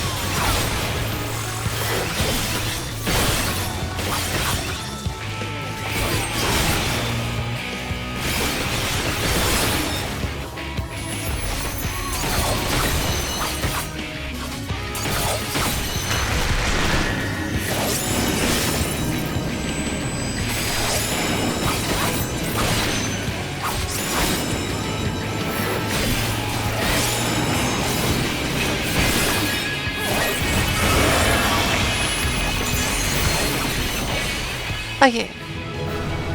Well, there's the boss. We made it back to floor 20.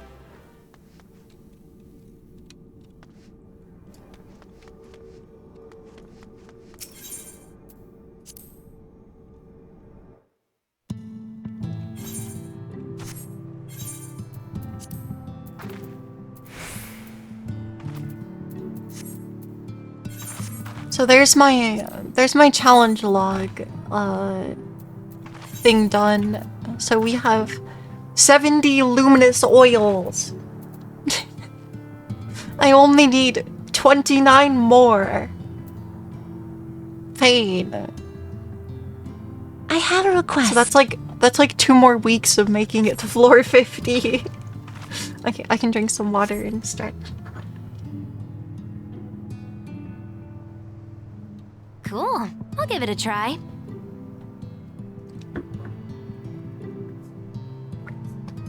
But yeah. I have so many things I want to play.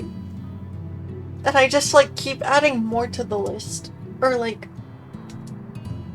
having some things that's like I've partially played, but I need to finish.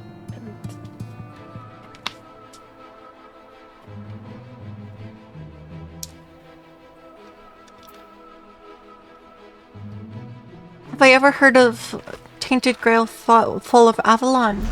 Is that the first person one?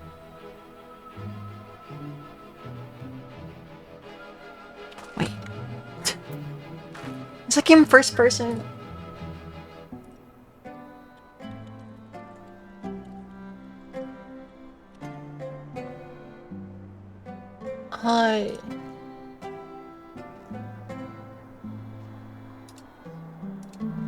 Oh yeah, I've heard of that game. It's kind of Skyrim, like kind of similar to Skyrim. Yeah, I think I saw a YouTube video on it, but given the YouTube video I watched on it was not a normal gameplay video, it was the Spiffing Brit. But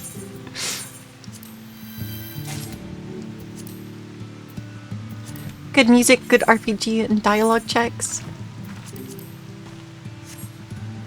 Yeah.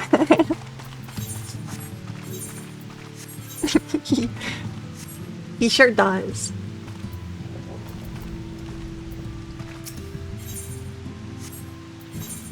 Okay.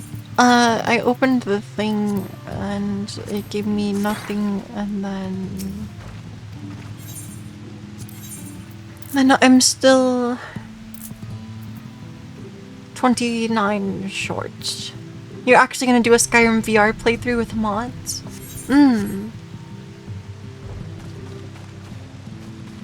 A lot of people thought VR Skyrim is way better.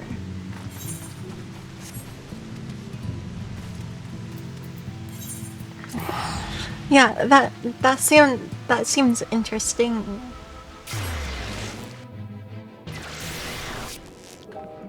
But yeah, I don't know. I haven't really played any VR games really.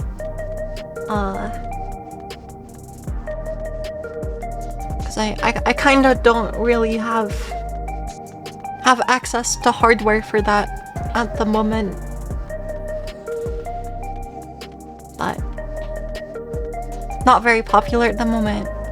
I mean, I don't know. I kinda wanna make a VR game, but the problem is the hardware. Because the hardware that I would want to use for a VR game doesn't exist on the market. So but I know the technology exists. The problem is it would just there'd be like no way to make it affordable.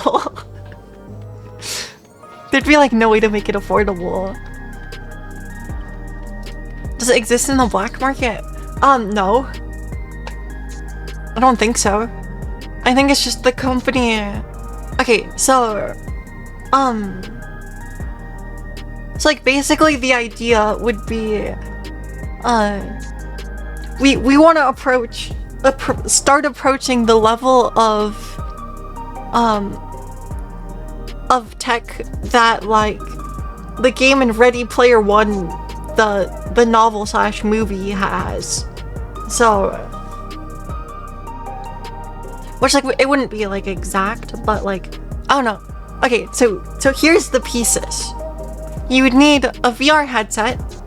You would need cameras to run mocap off of, because visual camera mocap, like even without like a special like tracking suit or things, is pretty good at this point. And the important piece of the puzzle, which is the thing that does not exist on the market, would be an omnidirectional treadmill. Which I saw a thing. Disney actually has the tech for it, and they're working on it. So, the issue is their design probably has a high chance for needing mechanical repairs. I'm not quite sure how it is on the reliability aspect. Because I can conceptually describe how their omnidirectional treadmill works. So okay, how do I describe this?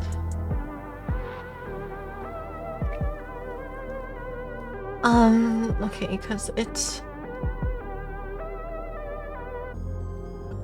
Do your best.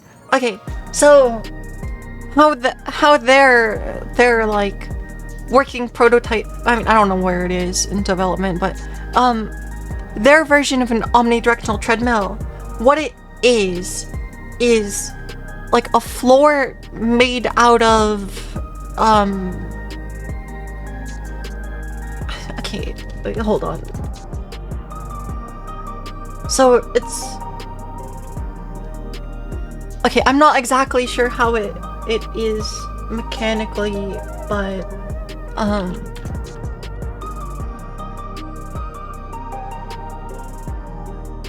a floor made like an omni-tread track.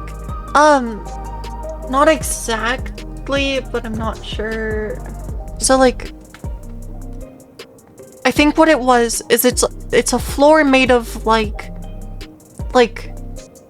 bearings or like wheels that are kind of in like this sort of pattern, like a herringbone-ish pattern or something. And basically it uses, so like there would be, it would just be like tiled.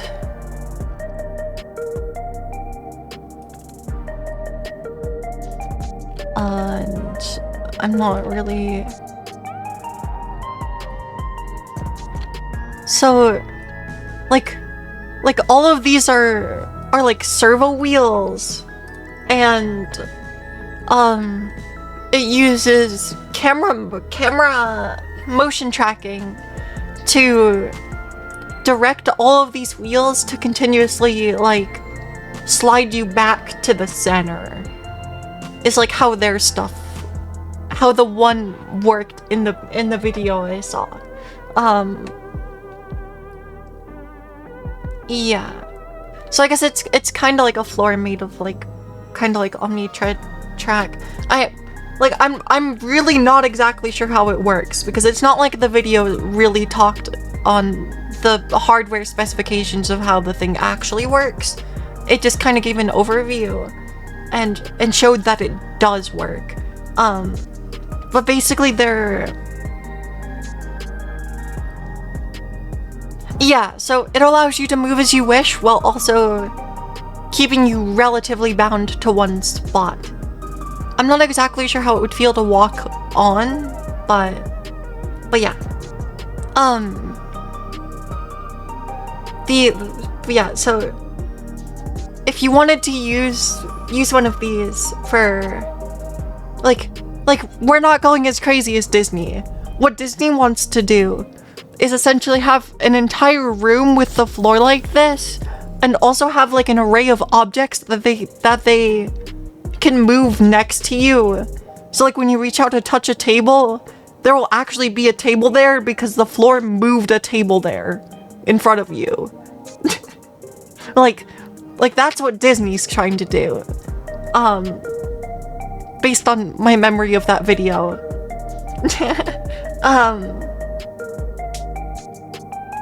But yeah, I'm pretty sure that was a public-facing video. I probably won't get in trouble for talking about that. Whatever. I wouldn't have seen it if it wasn't public-facing, so... But yeah. So like... If I go missing, we'll know. It was like... Yeah, well, whatever.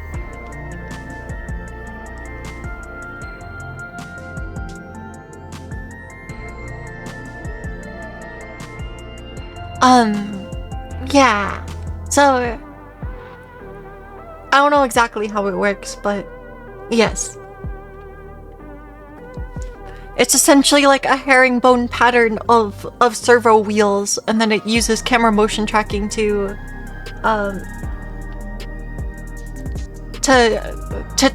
direct the wheels to keep you centered. So this does mean that hardware-wise, this does take up a decent amount of square footage because like I'm pretty tall, so for this to actually work, for me to be able to not like step off of it in like one step, then it would have to be like a pretty sizable floor space area, possibly like 6 square feet or something. Or like 2 meters. Like 2 square meters of omnidirectional treadmill. I don't know.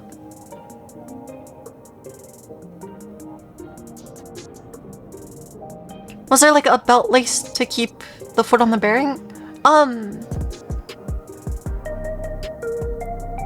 don't know. Like it looked like this. So presumably the bearing wheels are like a surface to give you traction, but like there was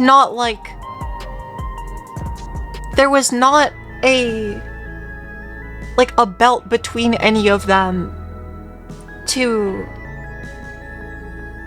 like make a more solid surface. So like I will say this design does not necessarily... It would not necessarily be the best for consumer hardware because there's so many servos. Like, there's so many servos for controlling all of these wheels that, like, it is something that potentially would end up needing a good amount of mechanical maintenance because, like, if one wheel fails anywhere, then, like, you kinda can't use the entire thing, possibly. Because you need all of the wheels to be working. So... yeah. And again, like, I'm not, like, exactly 100% sure of how it really works, but... the concept for the hardware is...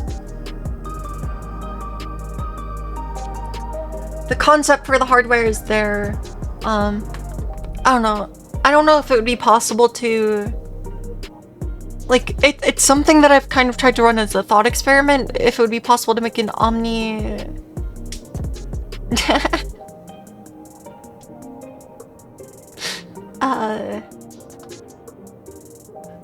Well, we cleared floor 20, so... Sorry, I was talking about an omnidirectional treadmill. But yeah, another concept, I'm aware of one other concept of a semi-functional omnidirectional treadmill. Which that one was... Let me open Paint again. Which, that one was, where's Paint?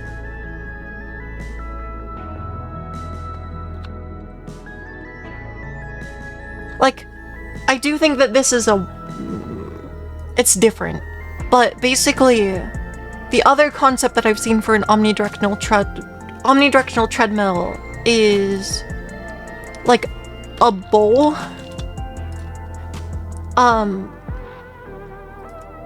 So it would be,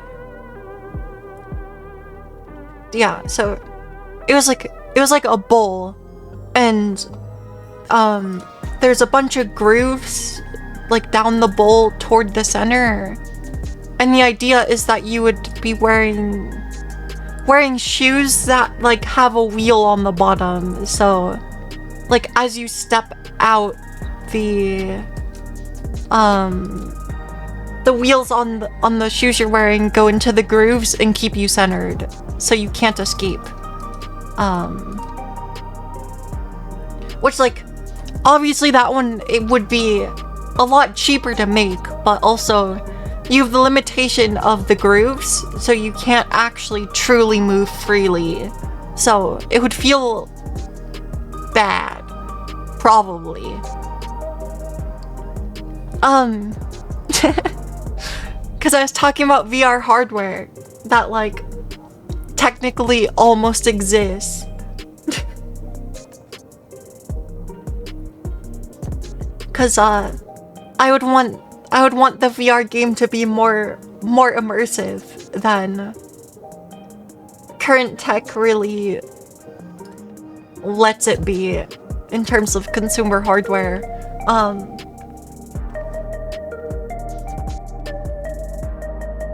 Yeah, we were talking about Ready Player One. Very good book, by the way. I very much enjoyed it. I don't remember if I actually saw the movie or not. I probably did.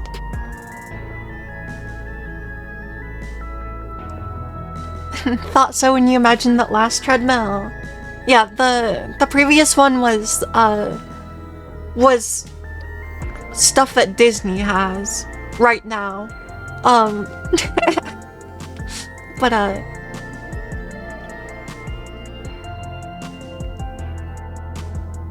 your idea for a VR headset would be like glasses, something easy to just pick up. I mean, yeah, I mean, like, you do want a VR headset to be light.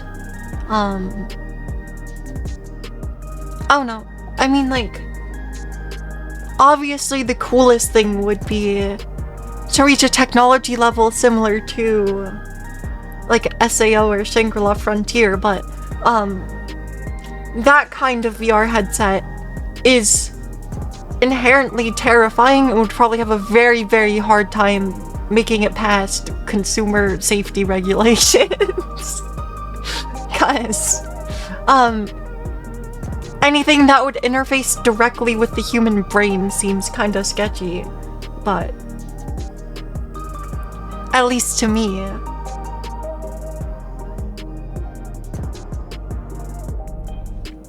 Probably will be a thing.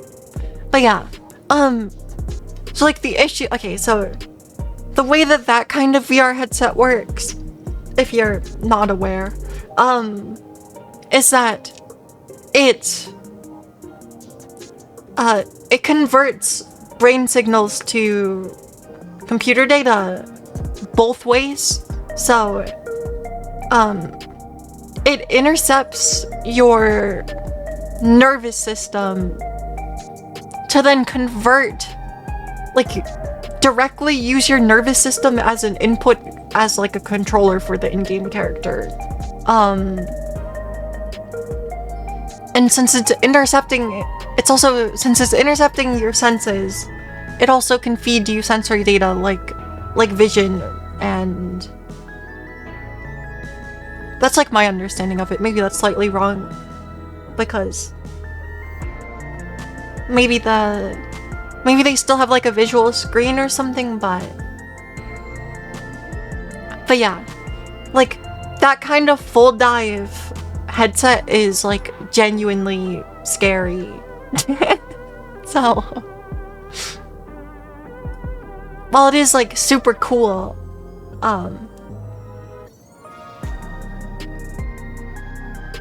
yeah. Because my understanding is the way that kind of tech would have to work is it genuinely has to like intercept your nervous system functionality, which like obviously there's some nervous system functionality that it has to specifically not touch. For example, the stuff passively controlling your heartbeat. That's an important one to not intercept the nerves of. So, I don't know. It's like, I kind of think that,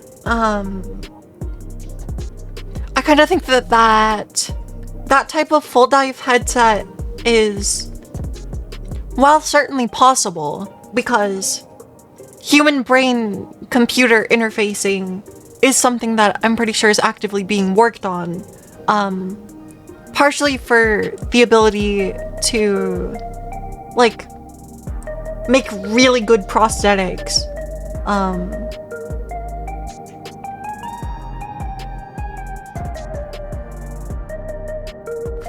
If you have a debuffing game that lowers your heartbeat, it should control it. No! What about Shangri-La Frontier? Okay, I'm pretty sure... Please? Okay, it's not like explicitly stated, but I think the stuff in Shangri-La Frontier is similar, because it's still full dive.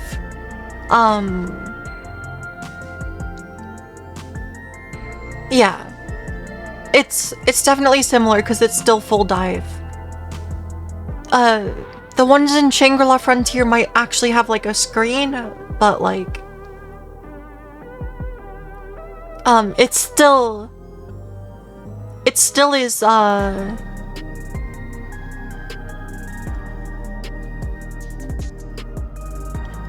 reading the nervous system to mimic character movement with actual movement. But Shangri-La Frontier does actually bring up something really interesting that SAO does not. Which is like related to the technology.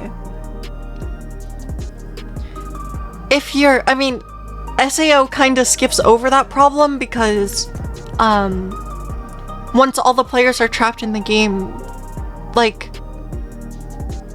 their character models were just replaced with like essentially the same model as their real life self. But something that Shangri-La Frontier kind of touches on, but SAO does not touch on, is the fact that like your brain is still the same. It's using intercepted nervous system communication computer interface to mimic your actions with the character. So like if you're playing as a character whose proportions do not actually match your real life proportions, then it could feel like really unintuitive, or like I don't know, like the important thing in Shangri-La Frontier is like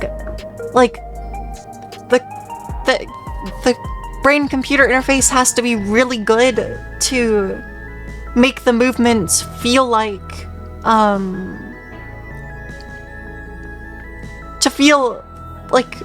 feel like it's being mirrored right. Yeah. Because like I don't know, it was something like that, Sanraku mentions, like, a few times. It's just like, Shangri-La feels really good because the characters move like you are expecting them to. And it's, like, really smooth and stuff.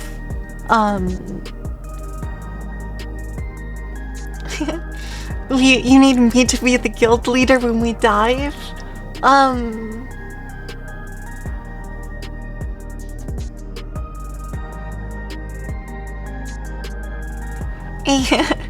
I mean, I might not be the worst guild leader, but I just don't like responsibility.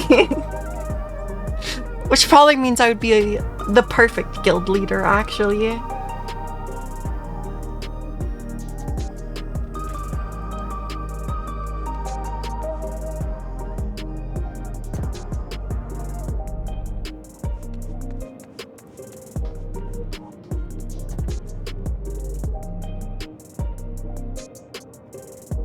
Can you imagine a PK or pandemic? That would be, like, terrifying. Like, I don't know. The thought of having to fight actual people is, like, so much scarier than the thought of having to fight monsters. I mean, if the monsters have human level intelligence, then it's equally as scary, I guess. But...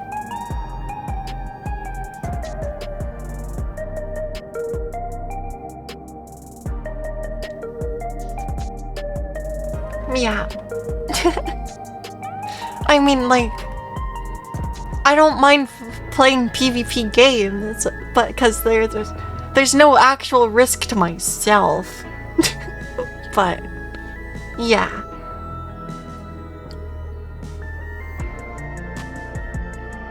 But yeah, I don't know. Something also that's kind of interesting with Shangri-La Frontier is, like, a decent amount of the skills that Sanraku uses, or, like, that characters use in that game, are, like, fixed, forced movements. It's only scary when it's not a game anymore. You played some PvP VR with tactical weapons, it was really hard to aim at first. I see. I mean, as long as I know that, it's, I don't know. I don't have a very good memory of it, but I have played paintball, like, once.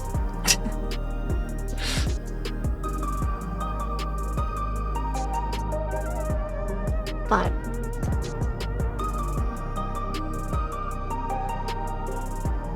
yay!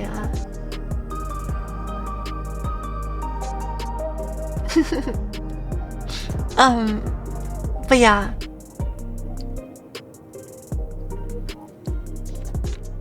Something that's interesting about, like, that I hadn't really thought about that, Shangri-La Frontier brought up as well is, like, sorry, I'm gonna repeat this because I don't think I finished saying it.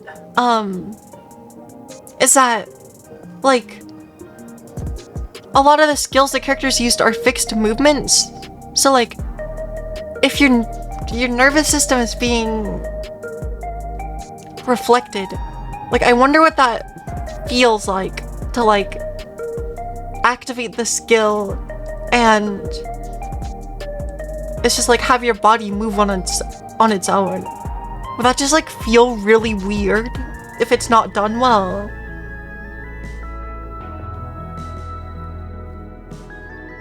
Like, I think it's kind of implied that it sort of works like that. But yeah, also, okay, sorry, I really like Shangri-La Frontier. Something else that gets brought up in Shangri-La Frontier, because, like, at one point, Sunraku is playing a mech game instead, and he brings up the fact that, like, in that mech game, you're controlling the mech as if it was yourself. You're not controlling the pilot in the mech. So, like, in order to control the mech, you have to have your brain, like, control the mech, even though it's not a function of the human body.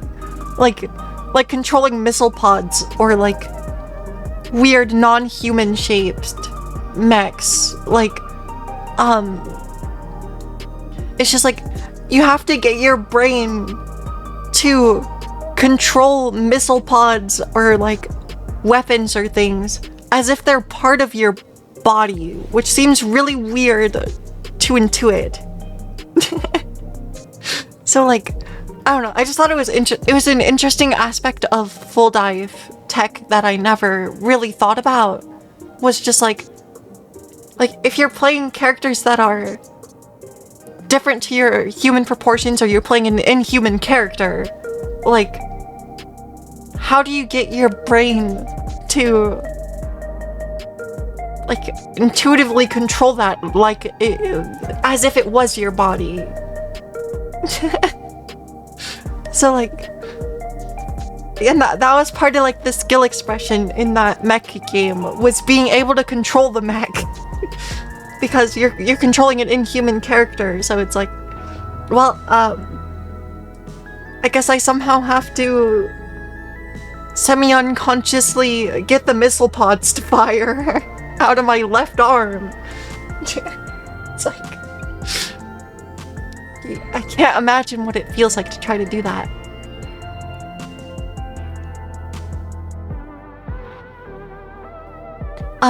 Was there a girl that was able to play Dark Souls through her brainwave length? I don't know. I mean, I know there's several companies that are working on ways to, working on various ways to help people with various disabilities and things be able to play games, which is awesome. But I don't know exactly what kinds of, I don't know very many details of what kinds of like control schemes or various tech they have to enable that. But I do know, I'm pretty sure like brain-computer interface stuff is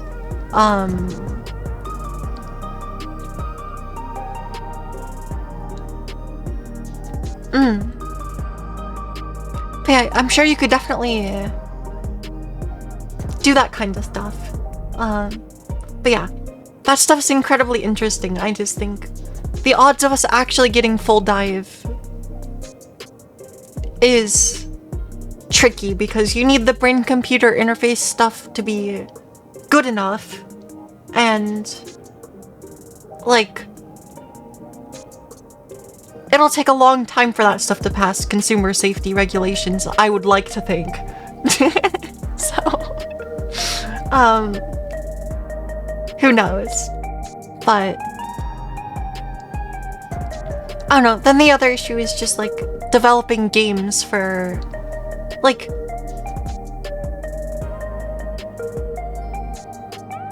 that kind of technology would be interesting, because you need the game world and everything to be translated into data to be sent directly to a human brain.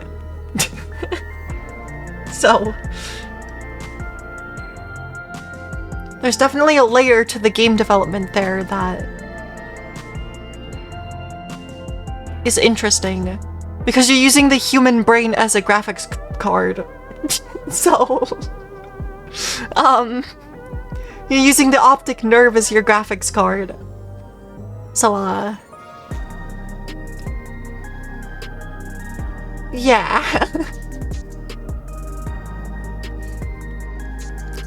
We're all gonna get cooked? Hopefully not.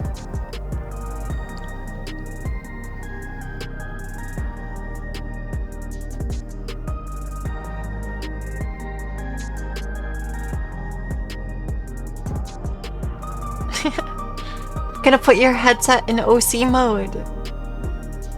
Wait, what? OC mode. Overclock.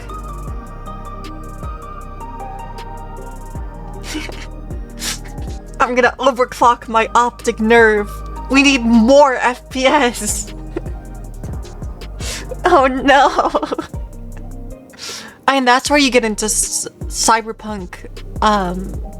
That's where you get into the the cyberpunk, like cybernetics or whatever. Yeah, at one point I started watching Edgerunners at one point, and then it's just like I couldn't take it. I did not make it very far into Cyberpunk Edgerunners. The setting is too realistic.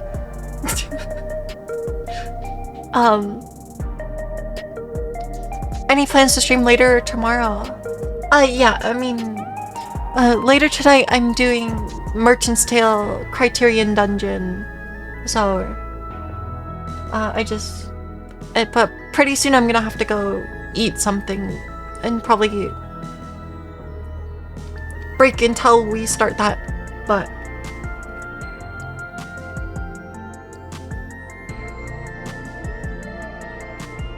after playing the game, watching Edgerunners was a bit silly. But yeah, like I kind of want to watch Edgerunners because it's Trigger, but I just have to. Right? Is that right? It's Trigger, right? Right. I think it's by Studio Trigger. I better not have that wrong. My friend will kill me if I have that wrong. But yeah, I do kind of want to watch it, but I'll have to mentally fortify myself to be able to experience the setting, I guess.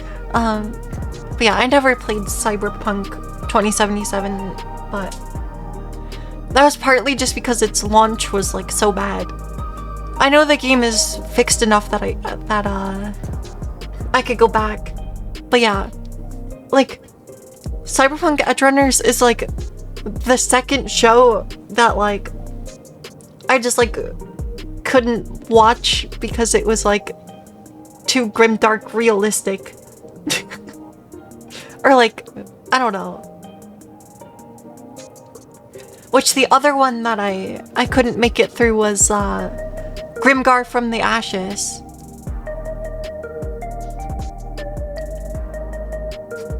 One of the other streamers that you watch got the worst possible ending in Cyberpunk. Uh-oh.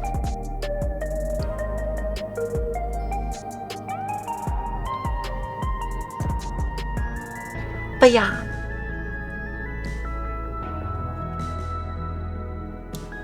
I should probably eat some food soon.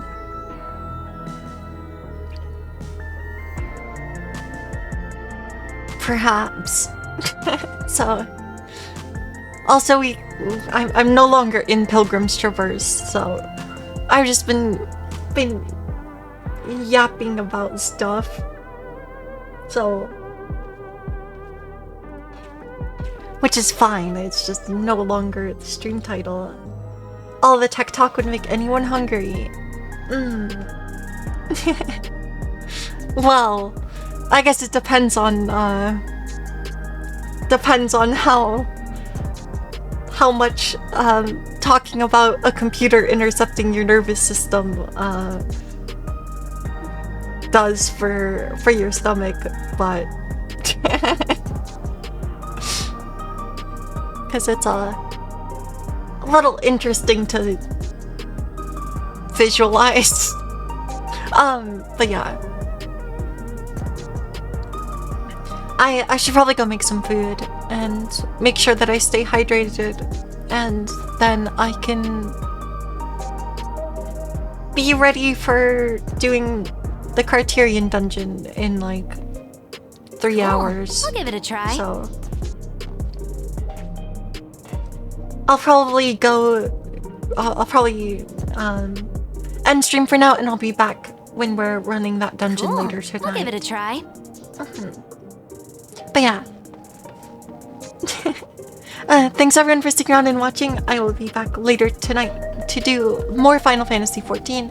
And if you don't come back, I hope you have a very good rest of your day and or evening. And I will see you again soon.